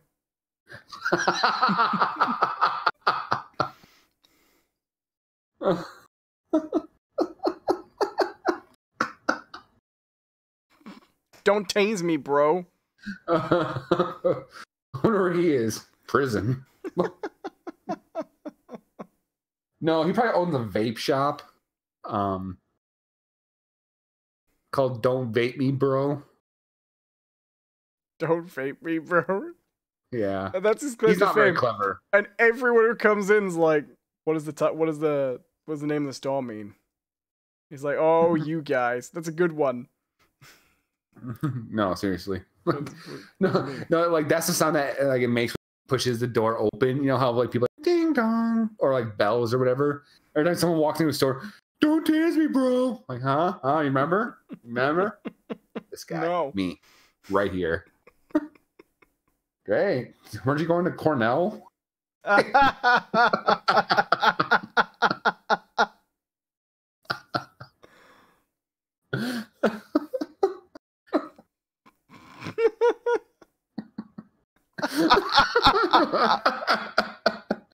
Like, yeah, I was, but I dropped that shit. Started living straight off those, right off those "Don't tase me, bro" bucks. Which are coming. They are coming. My lawyer told me that they're absolutely coming this week. Really need to start paying these loans. They're gonna take my vape shop.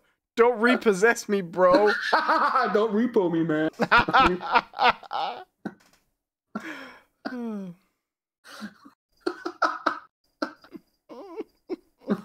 Don't Chapter 11 me, bro.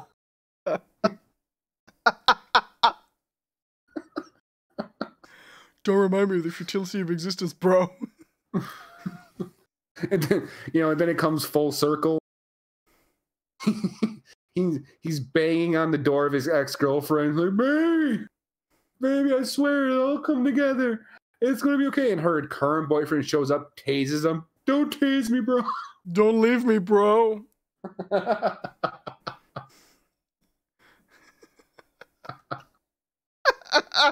You know his ex-girlfriend's name was Tiffany too, right? It's just like don't leave me in my moment of weakness, Lydia, bro. Tiff bro, come back.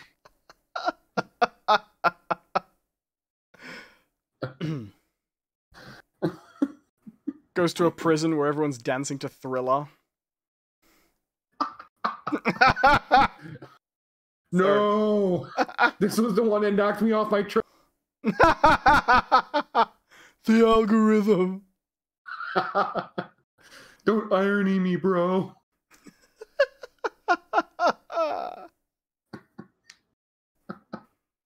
Hide your wife, hide your kids. They're coming through windows, they're snatching your women up. Okay. I gotta try to find this. So the funny thing about that guy, right?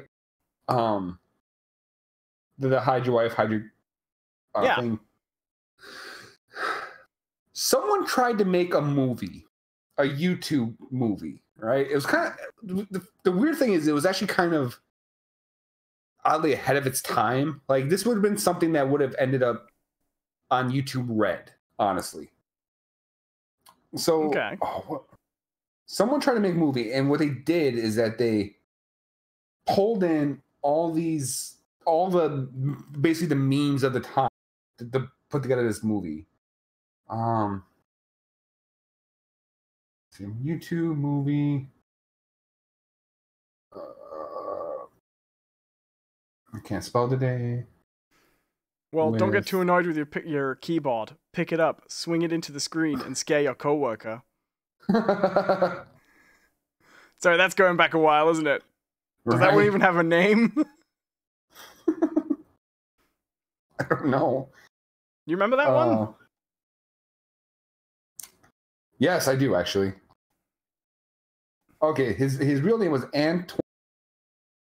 Oh, you went silent. You have to say it again. What was his real name? Sorry, his name was Antoine Dodson.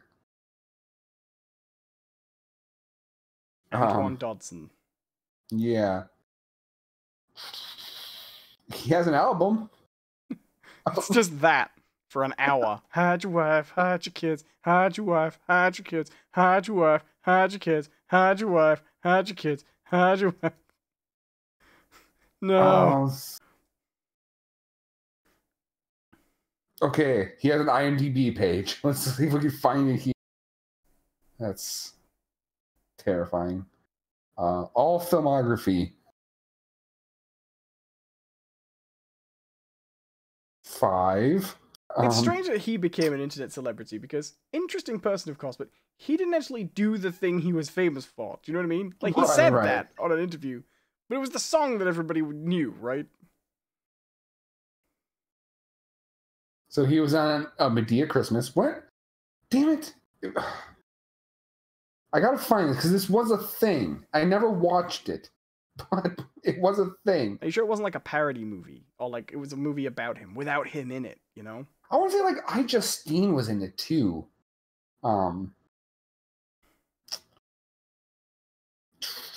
Okay, movie on YouTube with old YouTube stars. Maybe this. Fuck.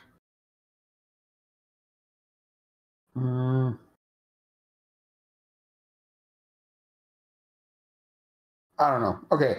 Anyways, this was a thing, and all I ever did was watch the trailer, right? But it looked like the saddest thing I've ever seen in my life. Okay. Oh, you are cutting off a lot today. Oh, I stopped talking there. Oh, that's fine. Yeah, I can't find it. But... Do you remember MySpace the movie? No, what? MySpace the movie was a film. It was a short comedy movie someone made. It's called MySpace the movie, and it was like a series of skits about people doing MySpace related things. So one of them, there's this guy, sort of like emo haircut, stuff like that, and he's in the bathroom and he's taking pictures of himself in all like the MySpace angles, you know? Okay. Then his mum comes through the door and he's like sat on the sink, feet up, like legs up around his ankles and up around his ears, like in front of the mirror, holding a phone on his feet, and his mom's like, "What are you doing?" "No, Mom, wait!" And then it just cuts to the title, like MySpace the movie. And they had these different skits, like this guy who's going on a blind date with someone he met on MySpace. He's like, "Oh look, I'll show you. She's really hot." And the guy's like, "Dude, she's got the angles." "What?" "You know, the angles people unattractive on MySpace use. You see like a bit of the chin, like a side of the ear, never the whole face." And it was just stuff like that. But the best one, the absolute best one, is Tom going to a party. So they found a guy that really looks like him, and he gets a party invite. He goes to the party, and everyone's like, "Hi, Tom!"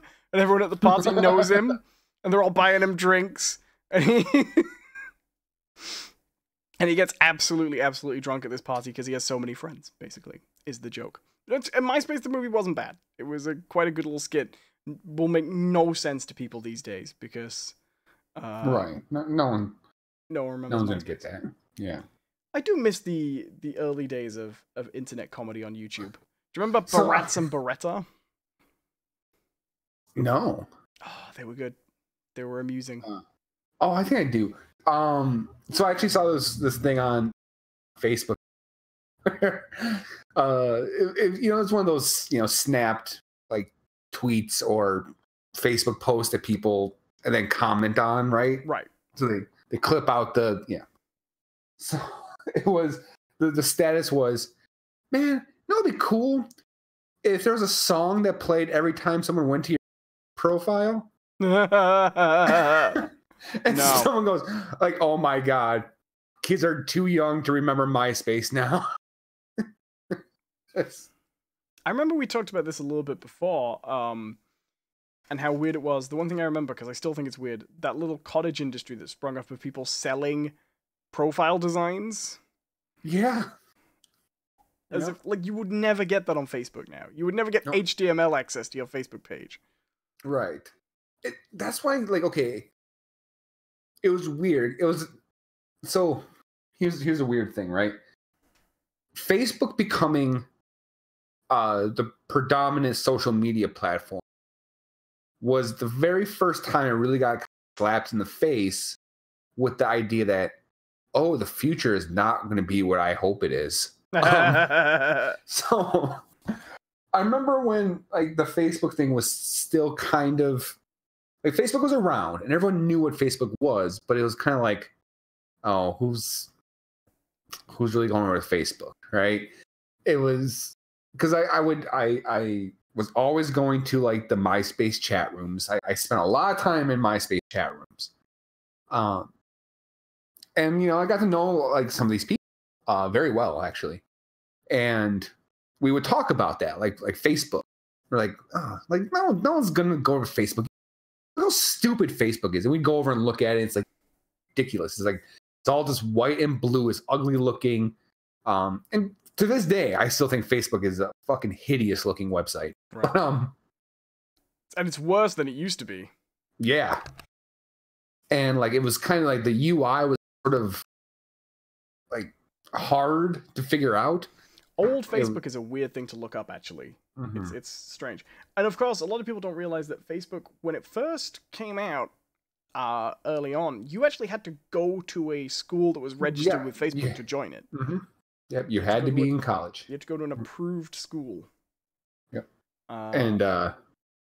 So it was one of those things. And then like the big thing was everyone's like, yeah, you can't do anything with your profile. You can put your picture on and put your information all the same. Like, who wants that? And that was kind of like the consensus. Like, yeah, no one wants something you can't really customize. And then as the realization slowly dawned on them, oh no, like people really don't want like their own personal expression. Like, right. It was because like, ooh. What Facebook did that other people hadn't figured out yet was they made a site where you don't leave the homepage to see what other people are doing.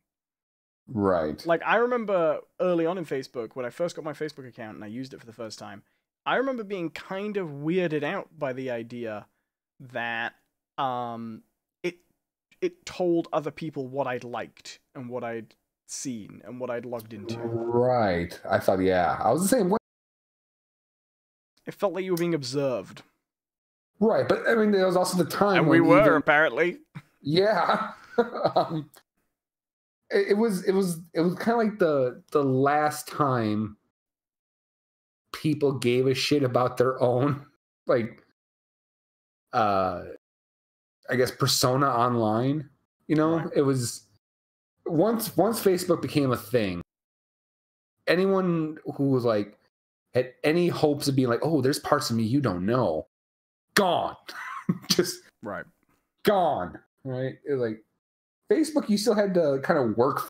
You had to like oddly interpret things too. Like, and a lot of times people just kind of read into things more than they should have. But it's like you go to someone's profile, right? And he's like, okay, black background, red text.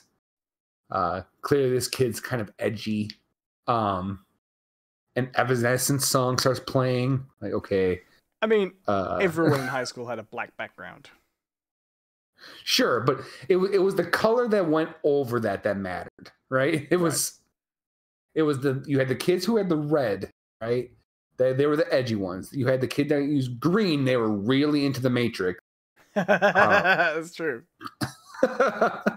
You had the pink, which was, you know, the same girls who like wore oddly feminine versions of like hoodies. Right. And then there was like white, which is just like people like, this makes sense. You use white text on a black background. People can fucking see what you. Or you had the people who used a far too intricate background that you couldn't really tell what it was because it didn't quite fit right. So they would try to get the HTML right. They all look like GeoCities pages. Right. They would screw up the HTML like sizing portion, and so what they would get is like the upper left-hand corner of the picture they actually wanted blown up to fill the entire screen. Do you know, I've like, oh, that's Batman's ear. I've said before in the past that I have a certain nostalgia for GeoCities pages, you know? Yeah. But do you know I never owned one. Do you know what I mean? Like, I never set a page up on GeoCities, so I have absolutely no idea what it was like to make one of those pages from the other side. Like, I have absolutely no idea. Not even a little bit. Not that interesting. We had to do it once for a school project. Everyone had to make their own website, and the school used GeoSites to do it. They never went live. But we used their service to do it. And it was pretty simple, honestly. Like, yeah, like there wasn't. The thing is, what you had available to you, you could have made a site that looked professional. It's just that nobody tried to do that. Right, because it was like because like GeoSites had a very rudimentary, like basically plug and play functionality. Right. It was like, hey, I want this picture here to link to this. Right. It was very basic. And you could do a little HTML work to make it look better, but if you're going to GeoSites to make your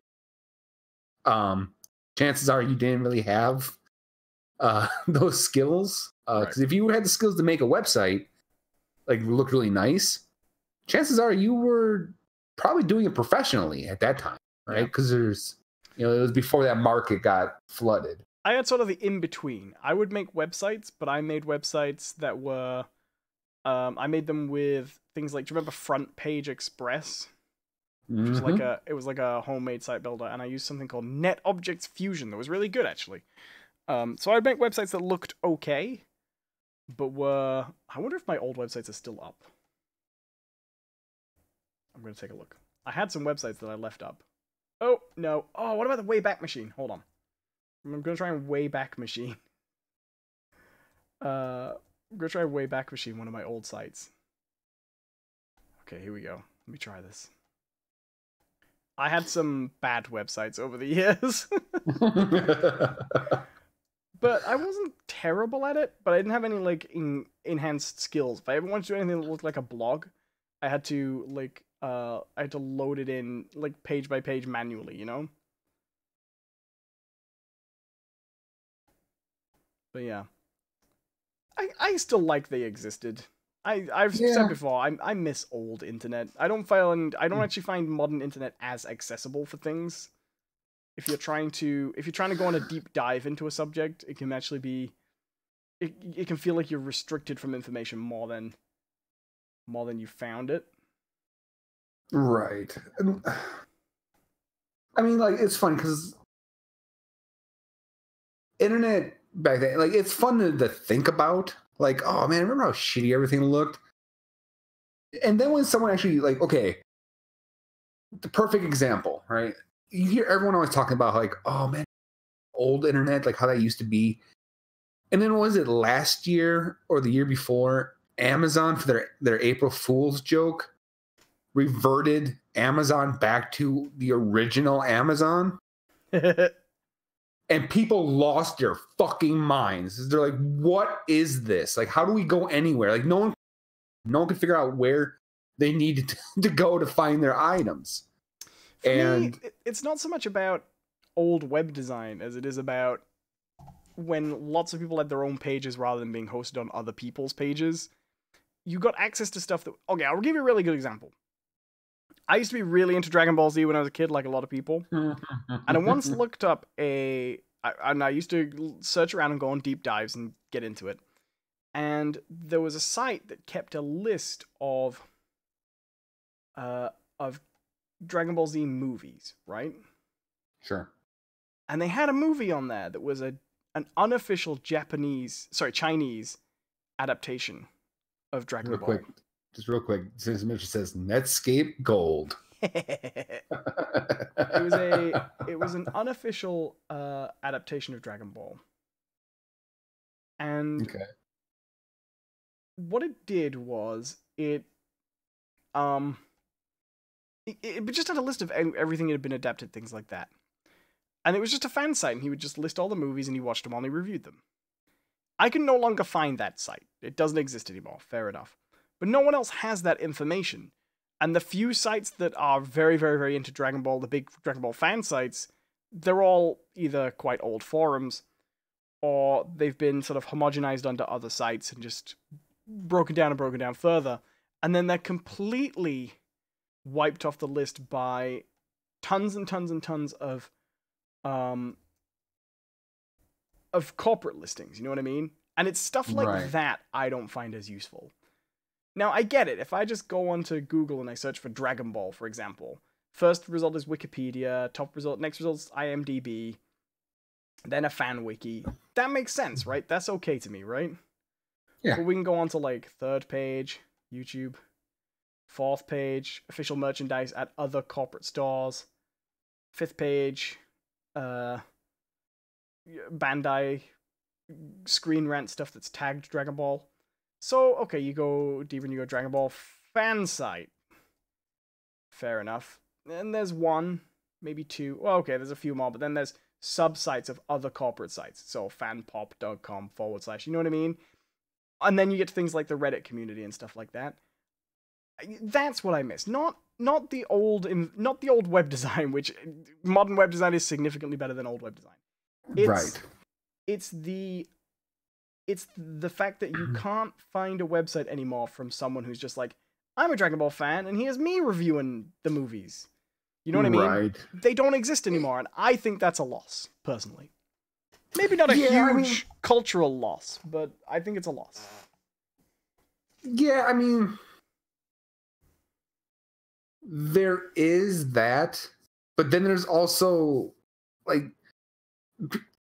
paired with that was all the really shitty misinformation.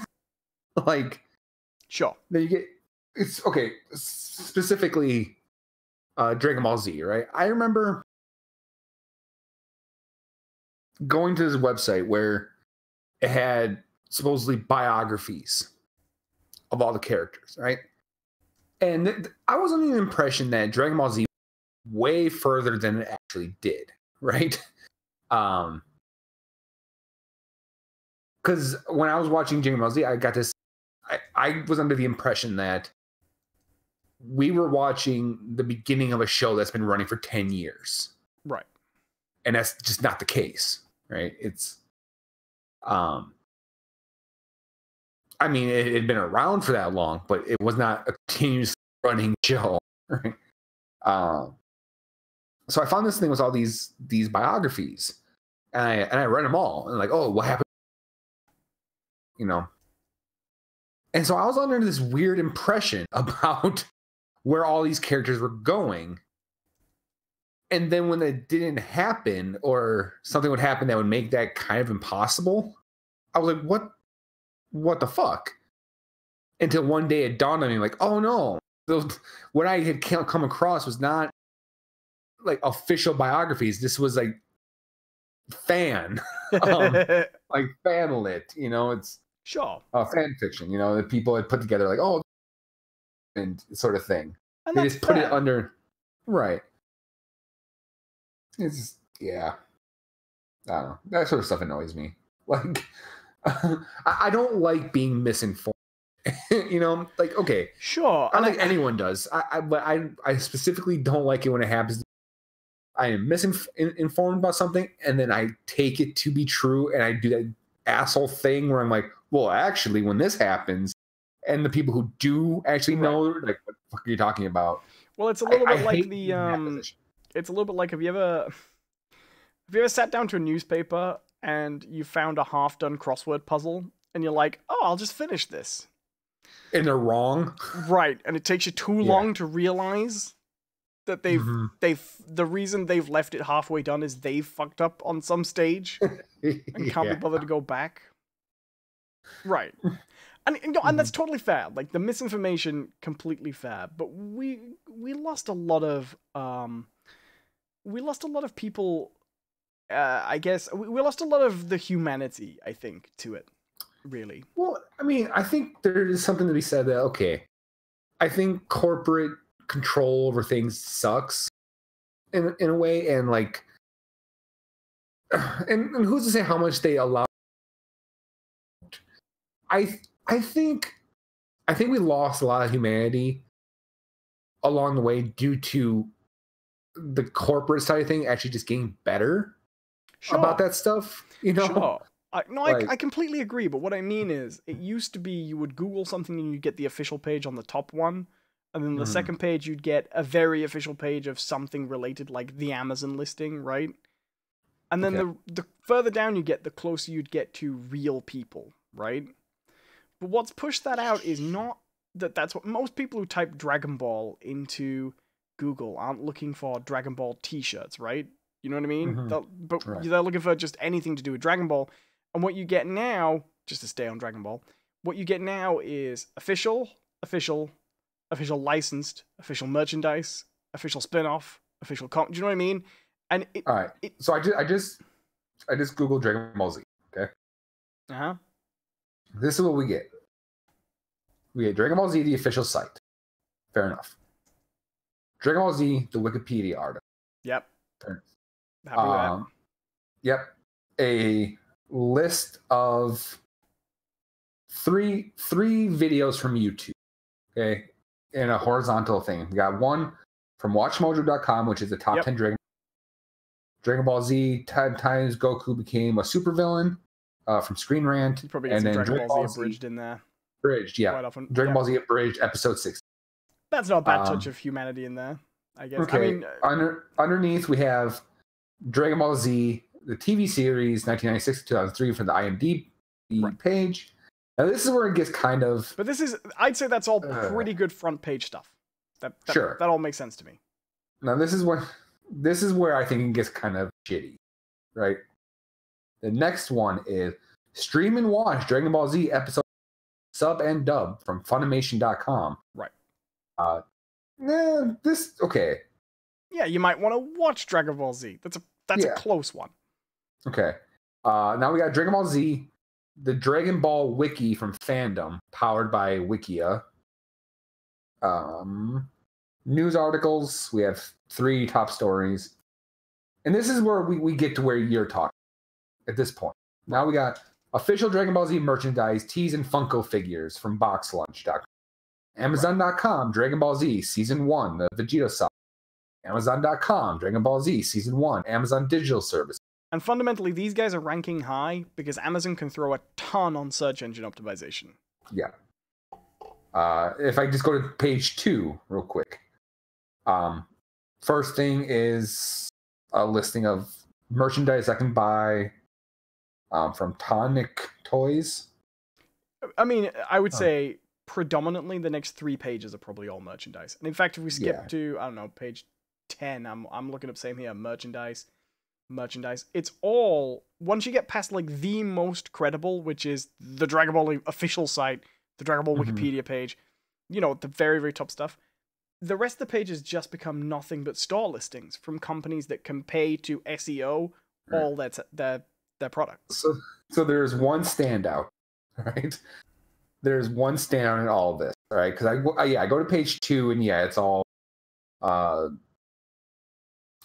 this skateboard that has it's the Funko catalog, right? The Microsoft store, and then smack dab in the middle of it, right, is Dragon Ball Z fan fiction archive from fanfiction. And can you believe that one's so low? But you see, that to me, that's also a good example of one that shouldn't necessarily be so high in that listing. Because if anyone wants to find fanfiction, they would search, you know, so-and-so fanfiction. Although when you're on doing one word, it's tough.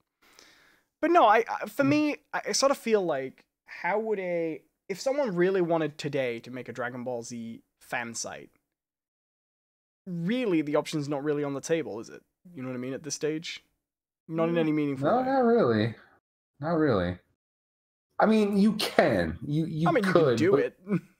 I mean, you can do it, but you have to start to, like, I guess the shitty thing about the internet now is that if you want to do something like that, you kind of have to tie yourself to other, like, platforms. Or you have to essentially do it. You can't just have a site to say, hey, I love Dragon Ball and I want to show some pictures and things like that. I mean, not that many people would be interested in that these days, but things like, you would have to do it in the form of, here's a blog and here's a title I wrote that has a very SEO heavy title. Is this upcoming Dragon Ball Z teaser image suggesting Cell is back from the dead? You know what I mean? Right. But, I don't know. Yeah, it just, to me, it's, and obviously it's not just Dragon Ball. It just seems to me like it's a whole area where normal people have actually been squeezed out of the internet a little bit. Yeah, I think that's true. Now, yeah, oh well.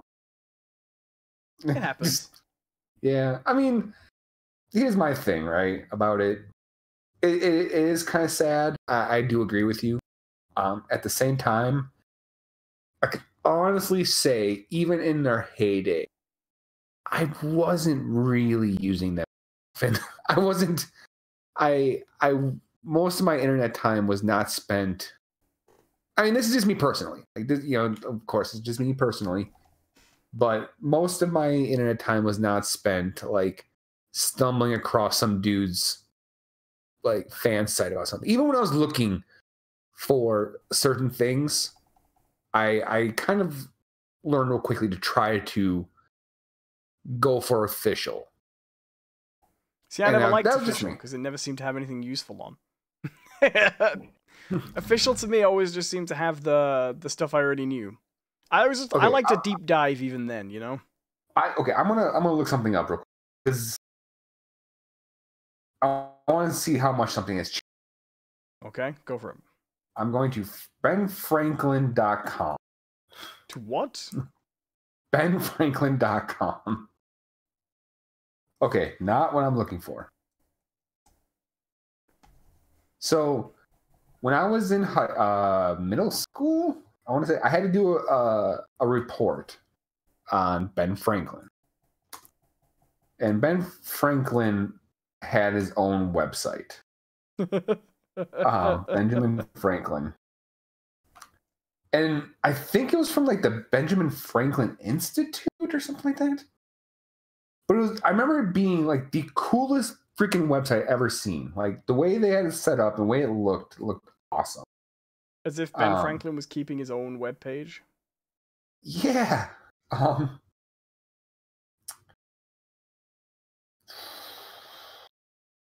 you sure it was benfranklin.com? I think it might have been Benjamin Franklin. Because we could Wayback Machine it if it's not there anymore. I can't seem to find it. Maybe it's no. I don't think it was the Franklin Institute sign. Like it was literally just all Ben Franklin, and like even broke it down. Like Benjamin Franklin, inventor, statesman, diplomat, journalist, or some bullshit like that, right? So yeah, let's try to Wayback Machine. It might have just been Ben Franklin or Ben Franklin. BenjaminFranklin.com?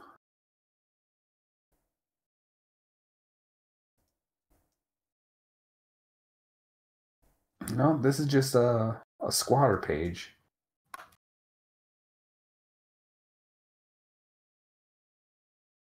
You still with me?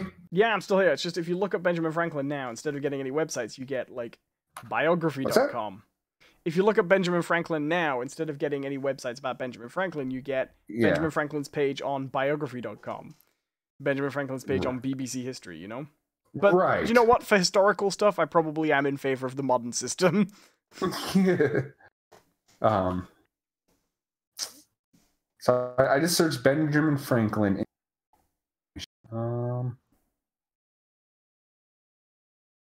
But I cannot find that site. The problem is, if you knew the URL, it would be really useful. But you know, we could way back it, but without it, we're trying to look up a website that doesn't exist anymore. You know? Was it the Benjamin Franklin House? This looks familiar. No, because this was 2005. I was in where? How old would I have been? Plus, that webpage hasn't changed that much. That's a pretty modern website, you know. Was it a useful website? Tell us about it. Yeah, it was. So, okay, what made it cool is that like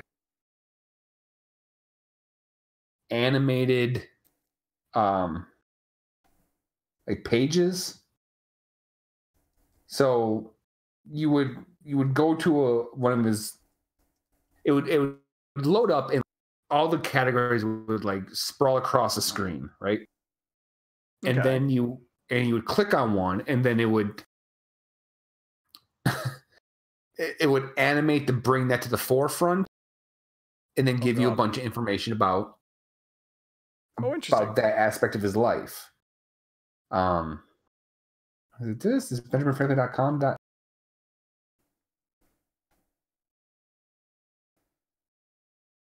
It kind of fits the right time period. What is it? BenjaminFranklin.com.mx.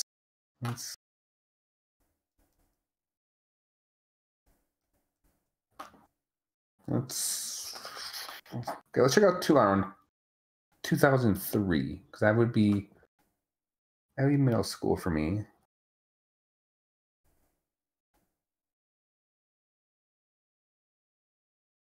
I'm looking at BenjaminFranklin.com. Have you checked out that one?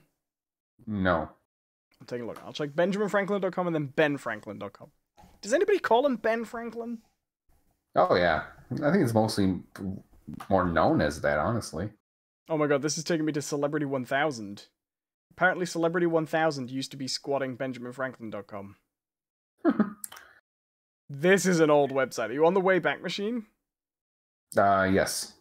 Oh man, go to celebrity1000.com, circa 2003. Do you remember this site? I remember this site.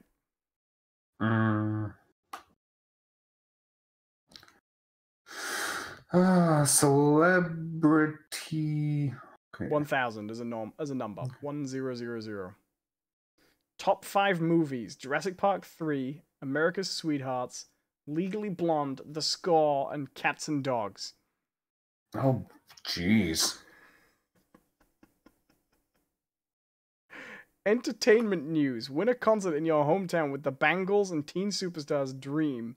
To celebrate the launch of the new version of You've Got Pictures, AOL and Kodak are sponsoring a summer photo contest called My Town. Wow. What year are you looking at? 2003. February 17th, 2003. February 7th, 2017. Favorite TV show, top 5. The Pretender. The X-Files. Oh, God. That show was cool. Xena, Ally McBeal, and The Practice. Oh, God. Look at this shit. I know. It's great, is right? Is a porn site? I don't think so. Your ultimate entertainment source. Nothing on this site is to be construed as an endorsement by any celebrity or personality unless explicitly identified for the site or any information here. Top 5 celebrity sites. Celebrity sites? Gina Gerson. I'm going to Gina Gerson's page on celebrity sites. This is insanity. Apparently she was like one of the top ones in 2003. Don't quite know why. And you could log in. Oh, celebrity email. you@yourdomain.com. Do you remember? That's why people remember. Do you remember this site? They would give you an email address and you could pick whatever domain you wanted. Okay. It was pretty good. It was also pretty bad. Affiliate sites. Flare Mail, Dream Machines, Ask Angel. Oh, the Wayback Machine is a deep dive you should not go on. Oh yeah, no, it's pretty bad. That's too recent. Oh, you know what? I'm done. Really website though, because like every slide had and yeah, it was inventor, diplomat, and there was 2 other sections that would basically talk about Machine. I mean, nowadays. Oh, Benjamin Franklin. Well, he went to the Hellfire Club, didn't he? Yeah. He was into all that. Mm-hmm. Oh yeah, like it's come out recently. Ravenous sexual freak. Poor Benjamin Franklin. He doesn't deserve that. No, I mean here's the thing. Like of all the founding fathers, or whatever, I actually really enjoy Benjamin. I like him the most. I think he has a very interesting story, and considering he was also like fucking already ancient when that came around, by 1700 standards too. Yeah. But my favorite story about him is he arrives at either the first or second Congressional Congress. When they're formatting, when they're getting together to write the Declaration of Independence and establish the government. He arrives in a what are those things called? But it's basically the chair with the 2 sticks where he is carried by people. Oh, God. No idea. I don't know what they're called, but I know what you mean. Like a carrying throne? Yeah. That's distressing. I'm just reading.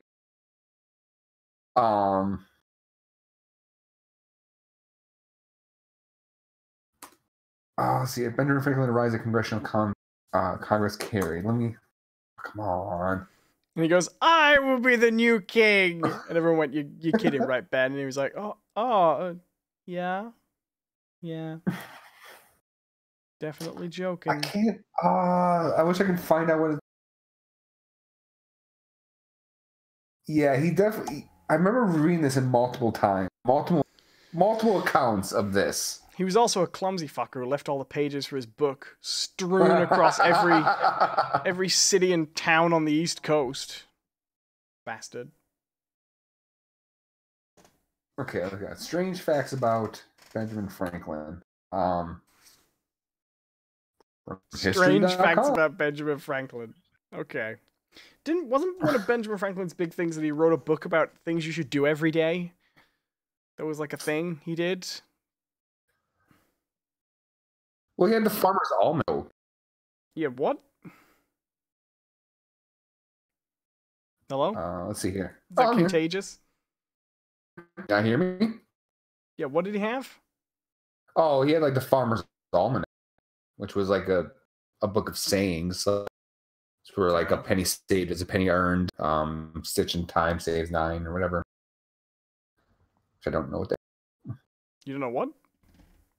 What a stitch in time makes 9. Saves 9. I really don't. Saves 9. I really don't quite get what that means. I didn't understand it for a really, really, really long time, and I think it's partly because our generation mostly heard the phrase "a stitch in time" as puns in the title of episodes of time travel shows. Do you know what I mean?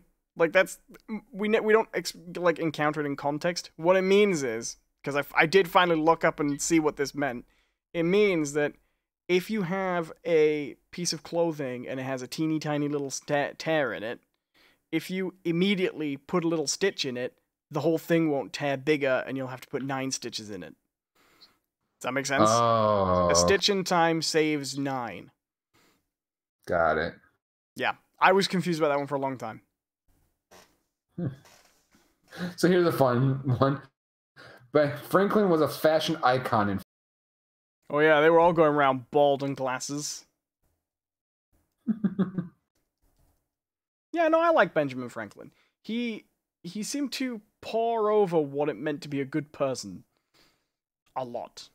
And that's interesting, right? Like, you can't really get it wrong if you try that, I'm sure. I mean, the thing is, like, surely he probably had shit going on. I mean, like, he, like all of the founding fathers at one point owned slaves, right? I know he wrote about it later, like, in a position, but he owned them, didn't he? For a bit. I don't know if he ever did, because he was never a land-owner. I have heard that he actually spent some time selling slaves. Oh, that could be. But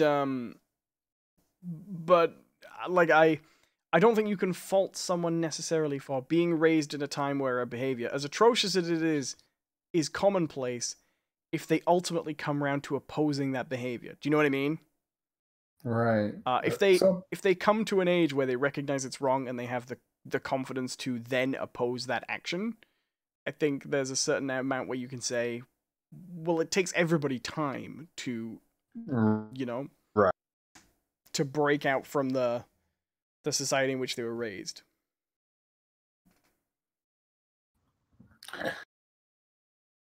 Okay, did you say Thomas Jefferson? But no, I didn't say anything about Thomas Jefferson. Like he's kind of like the real famous people always kind of mention is. So he has a very famous mansion, Monticello. Right, you can go there today and see his old house. It's actually very beautiful. But they found out, because I think he actually wrote about it. He wrote in like his own personal journals about the fact that he was sleeping with a good majority of the female slaves he had. Lovely. Charming. Yeah. Was Jefferson the one who wrote his own version of the Bible, taking all the magic out? That sounds like something he would do. He was part of that whole Enlightenment. But not the slavery. Well, he wasn't that forward thinking, you know? Right. Well, I guess it was one of those things where, oh God, I don't even want to go this road, but there was a distinct difference between like aristocratic slave owners and like agricultural working slave owners, if you get my drift. Sure, but I think you should stop drifting that way on live on the show. No, it's terrible. Like it's absolutely terrible one way. But historically, you could probably assume that Thomas Jefferson did not treat his slaves as similar as you would see like a southern plantation owner. Yeah, it's rough. You know, it's kind of a gross thing regardless, but I mean, historically there is going to be different. If you say so, it's not my area of expertise. I'll leave all the flack for you on that one. I don't condone it one way or the other. I think it's shitty all around. You shouldn't own another human being ever. But there is going to be differences.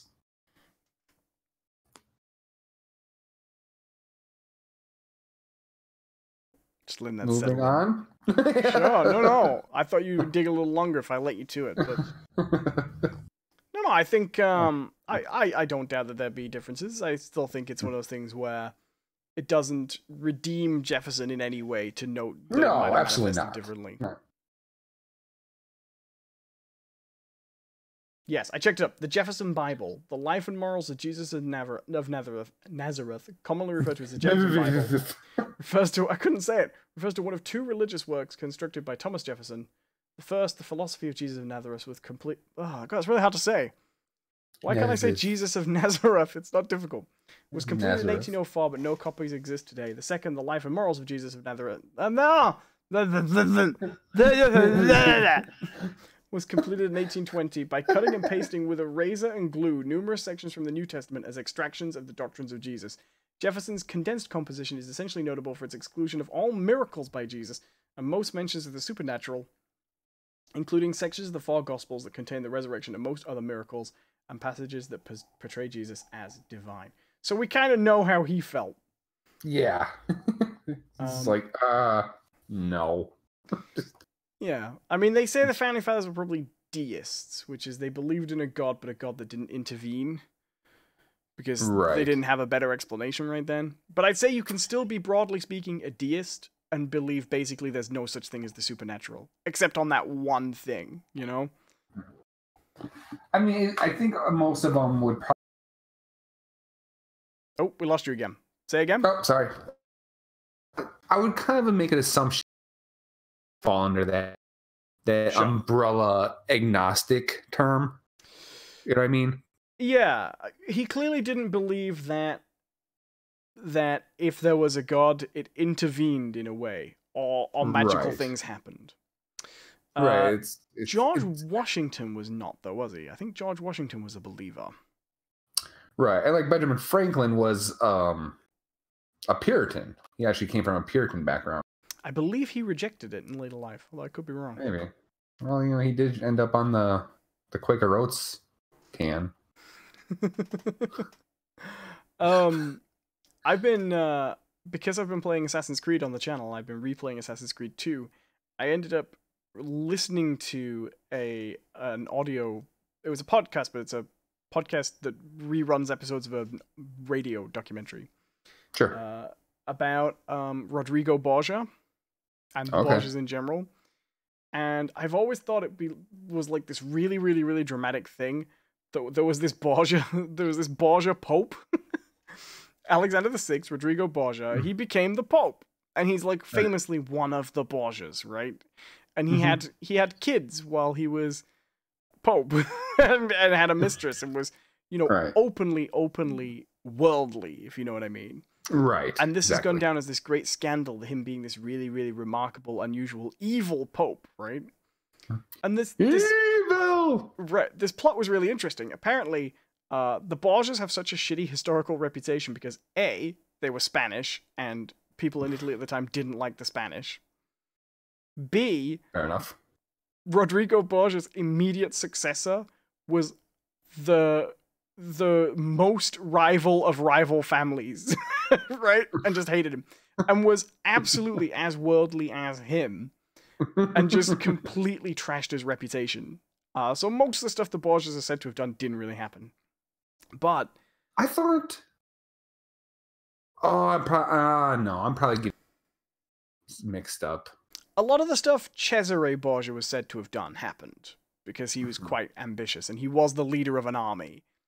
But what I found most interesting was, apparently at that time, You broke up there. Oh, sorry. So what I said was, a lot of the stuff involving Cesare Borgia happened. But the whole family stuff and the incest and things like that didn't happen. Right. No evidence that happened. They did kill people to advance, but that also wasn't uncommon in the time, right? But there's this thing of, okay, he became Pope, and then he was this weird king Pope. But then what I found out was, at the time, Italy was broken up into all these individual city-states and, like, individual little kingdoms. And the Vatican controlled one of them. And so it was actually really, really common to have a pope who was expected to be the pope and leader of this mini-state. And so it was really common for popes to sometimes be a pope who was very, very, very religious and involved in that side of things. And then if things were very difficult for the area around the Vatican and the state, to have a pope whose role was more like to be like a wartime leader. You know what I mean? Okay. And so, like, it was really common for popes to, like, rise to ascension, immediately assign their family to all the secular roles, then assign some very religious cardinals to be, like, involved with the theology and stuff, and then just run like king, you know, and do diplomacy and dictatorships and things. And so Rodrigo Borgia has kind of been remembered as this weird, like, satanic, evil outlier of popes, and he was very, like, almost everything he did was really common for the time. And I found that fascinating. The idea that there was a time when popes were just, like, secular leaders. So, okay. Like, my idea, I think it's funny when, because I've heard that about Cesare, right? About him being incredibly ambitious. He was, apparently. Yeah. Well, here's the thing. I would find it hard to be surprised at if I lived during the time, considering the Borgia family motto is apparently, quote, either a Caesar or nothing.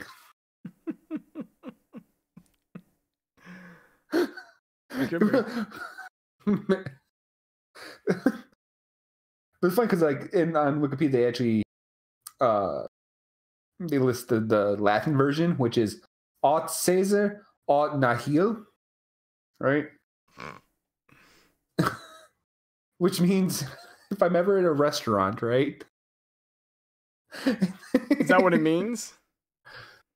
It means either a Caesar or, right? So if I'm ever at a restaurant and goes, and what kind of salad would you like? Aut Caesar, aut nihil. And I wouldn't be wrong. I wouldn't be wrong. Either Caesar or nothing. Fair enough. But no, the Borgias, it was interesting. I liked that idea. There's a TV show. A religious and secular leader. Yeah. I would think it's weird when they make these shows based on families. Right. Like we mentioned the Tudors earlier.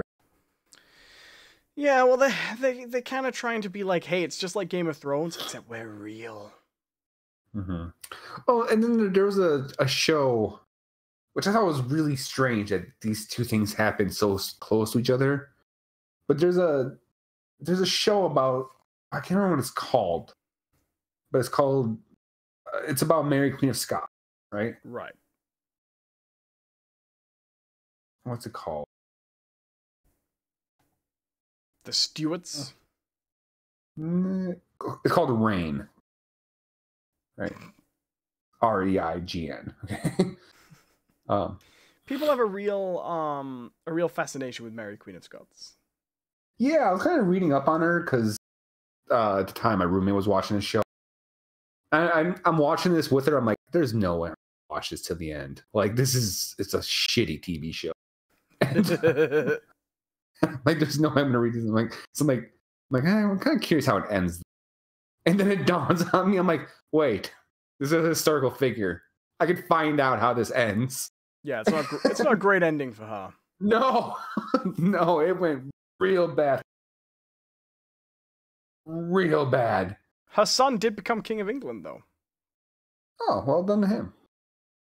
How did it go for him? Well, he sort of ended up accidentally causing the Civil War. Kind of. You starting the what? So, well, actually, no, it was his son. Where sort of that line sort of ended up causing the Civil War and the abolition of the monarchy for a while.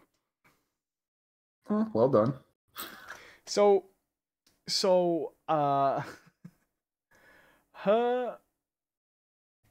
her son was James VI, right? Mm-hmm. And he was the king who became the king that united England and Scotland. Because what happened was, when Mary Queen of Scots died, James VI becomes King of Scotland. Then when Elizabeth I dies in England, James is technically next in line, so he ascends to the throne. So for the first time, the King of Scotland and the King of England are the same person. So James is both James VI of Scotland and James I of England. And this leads to, even though Scotland was kind of under dominion of England for a long time in a lot of different ways, this leads to the unification of the two kingdoms in the present form, essentially. Sure. And he takes over and everything goes well, and it sort of went well for him, although he is the one that was killed. Sorry, not killed. He was the one who was attempted to be killed in the gunpowder plot. That was James. Because basically they'd hoped that after Elizabeth, because Elizabeth didn't have an heir, when Elizabeth died, they hoped that that would lead to a Catholic return to power, basically. Right. And it didn't work out that way. But his son was Charles I. And Charles I was... Oh, yeah. Fuck that guy. And he was a very interesting figure. And he was the one who basically... he had been raised and trained all his life to ascend to power in Scotland, a country where the Parliament had much less power than England. Okay. And yeah, he tried to run England with its very powerful Parliament like Scotland. Parliament rebelled, it created the Civil War, and so, yeah, Mary Queen of Scots didn't do great. She didn't have a very long reign, and her grandson led to the abolition of the British monarchy for a while. I mean, like, Mary Queen of Scots never actually ascended the English throne. No. For sure. No.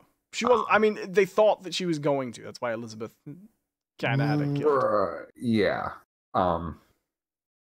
Yeah. So, so it's really funny about that show, if I remember correctly. Sorry, I got a little sidetracked there. But no, that's fine. Like, history's far more interesting than this shitty ass show. But what was interesting about it is that it absolutely does. It does the okay, so it was a CW show, right? Of course. Yeah. It tells you how much you need to know already. But it does the classic thing where everyone has a British accent in the show, even though, like, the show is broken up into thirds, right? Where, like, part of it follows Elizabeth in England and all her turmoil.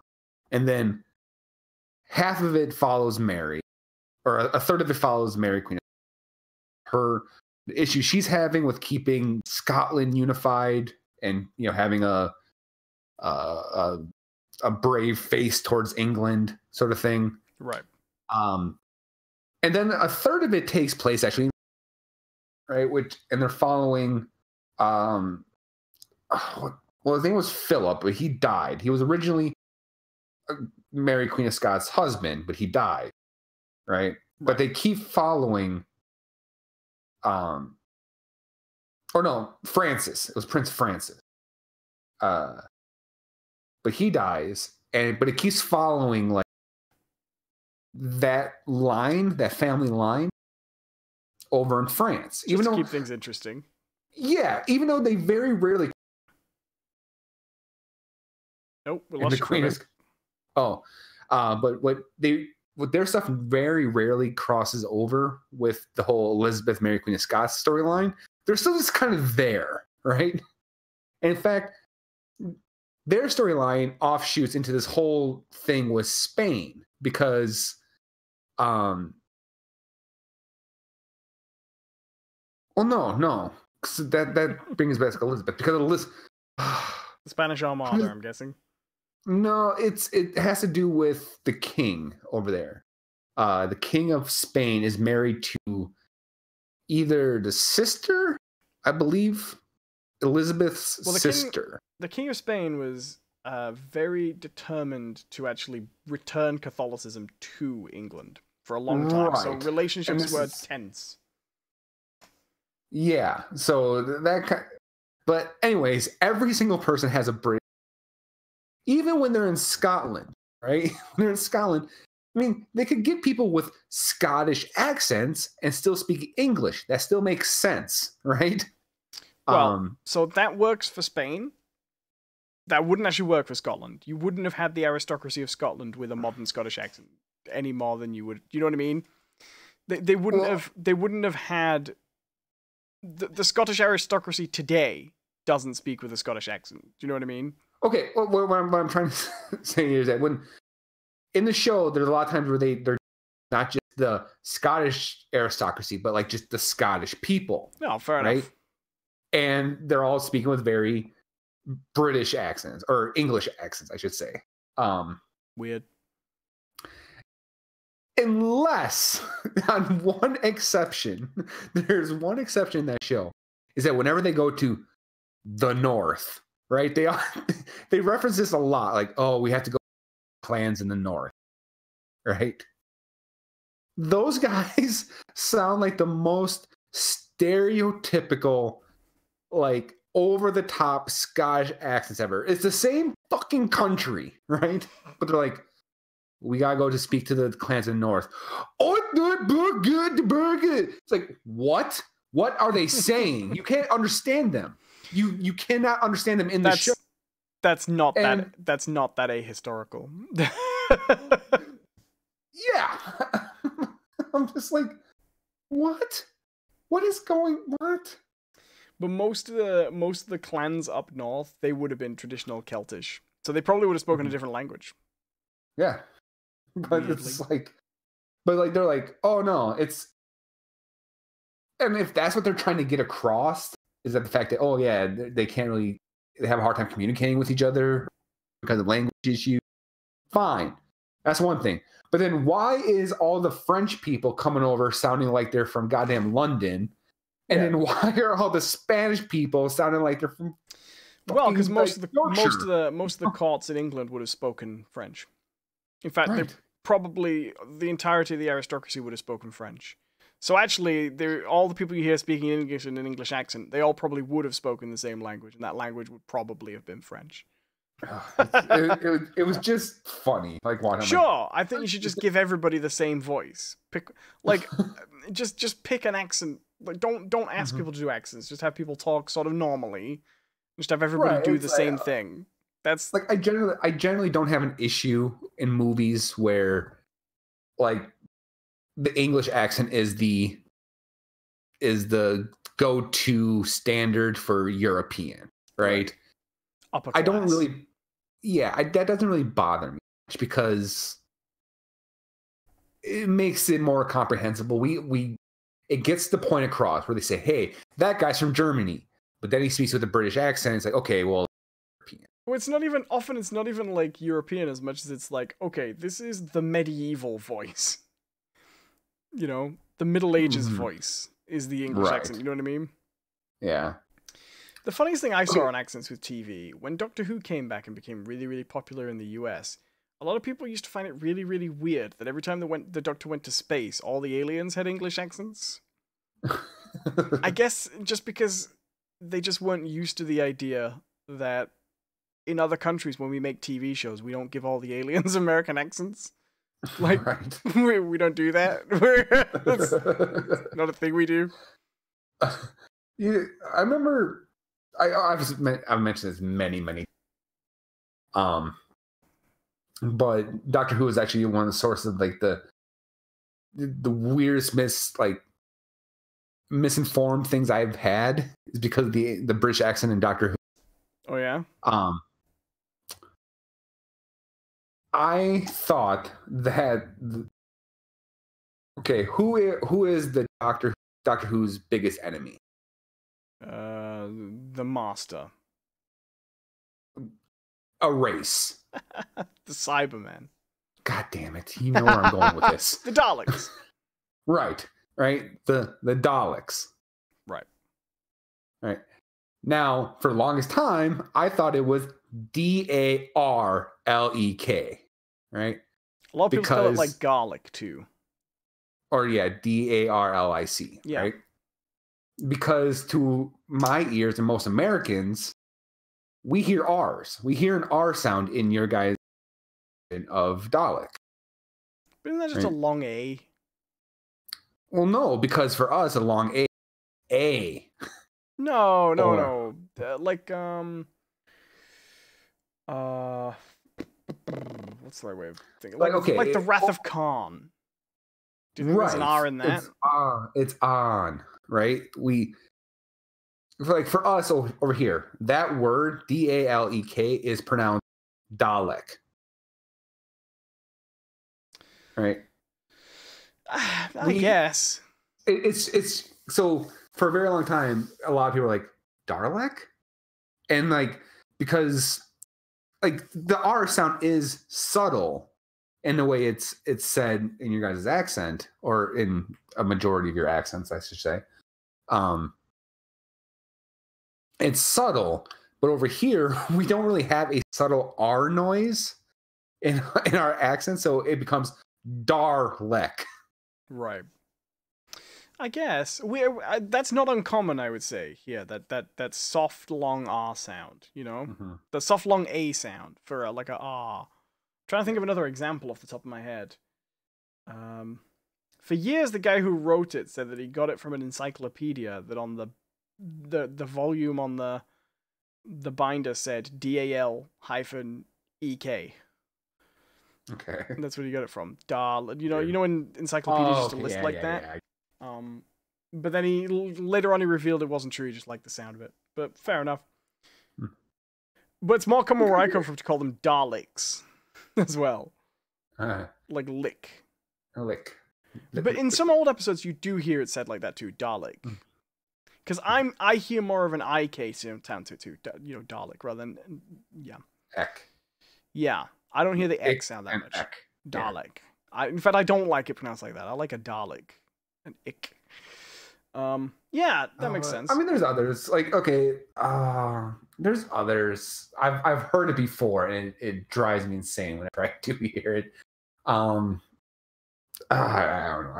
I'd have to hear it as a, and then I can be like, oh, hey, that. I feel the same way about Americans who say niche. Don't say niche. I hate that. Niche? Yeah, people say niche. It's a niche interest. Have you ever heard that?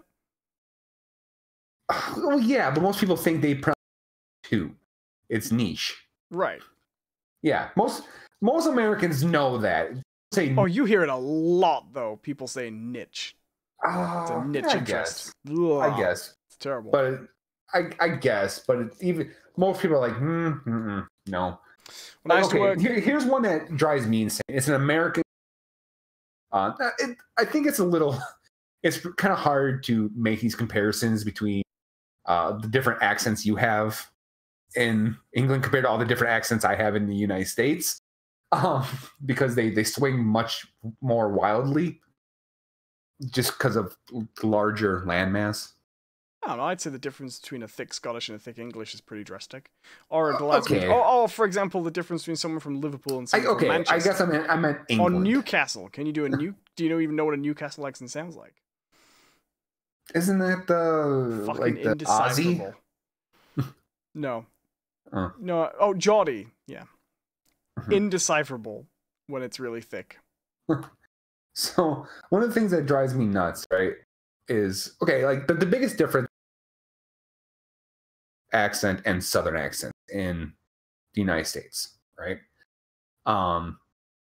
So far, so when you get like down to Cajun, which is almost it's indecipherable to people like living next door to Louisiana. Like have you ever seen The Water Boy?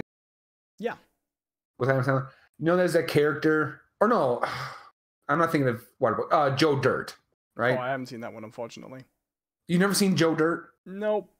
Okay, well, it's the same character, right? He shows up in both, but he's this super thick Cajun Louisiana accent, and he's just like, oh, make it. No, I'm the only way to make it. He talks like that, right? That's a real accent. It's not a joke. Like, I mean, they use it as a joke, but there are people who legit talk like, right? And the joke is like, he goes, "On the way to make it," where he's trying to say home is where you make it, right? But Joe Dirt keeps going, "All right, you like to see homos naked? No, home and where you make it. No, that's fine, man. I'm not judging. That's cool. No, home and where you make it." But that's a real accent. But yeah, we got accents like that. Yeah, the one word that drives me insane, that I don't know exactly what region of the South it comes from, because I know I've heard people with Southern accents who don't say it like this, but I've heard some people with Southern accents who do. It's how they pronounce the word wash, right? Now, wash. W-A-S-H. How do you say like that? To wash your clothes. Right. Yeah, wash. Right? I'm washing up. I'll wash it. Yeah. That's, same as you, I would say. Yes, more or wash. Less. Okay. There is a heavy contingency of Americans who pronounce that wash. Wash. Wash the clothes. Wash. Yes. Wash the clothes, Suzanne. No, I don't like that. Oh, it boils my blood. It burns my biscuits. When I used to work at the supermarket, I was stacking out shelves on the DVD aisle once, and there were these two teenagers behind me, and the guy said to the girl, he said, "How about we get this one?" She says, "Well, I don't know what's it about." And he looks at the back and goes, "It says it's a macabre horror."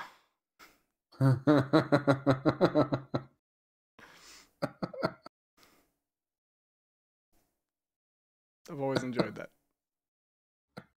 Well, that's not even an accent thing. That's just being stupid. Yeah, it's great though, right? Macabre horror. Sinister Minister says, "I've seen wash on a sign in Texas." Yep, that does not surprise me. That does not surprise me in the least. Yeah, it drives me insane. Now, okay, I recognize that there are. I've recently been informed by multiple sources that we do have an accent here in Wisconsin. Yeah. Oh yeah.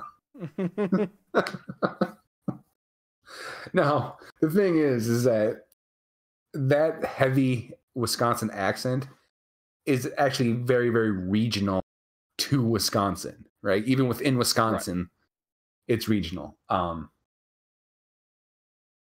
So there's not a lot of people who say, "Oh, gee," like that is a regional thing.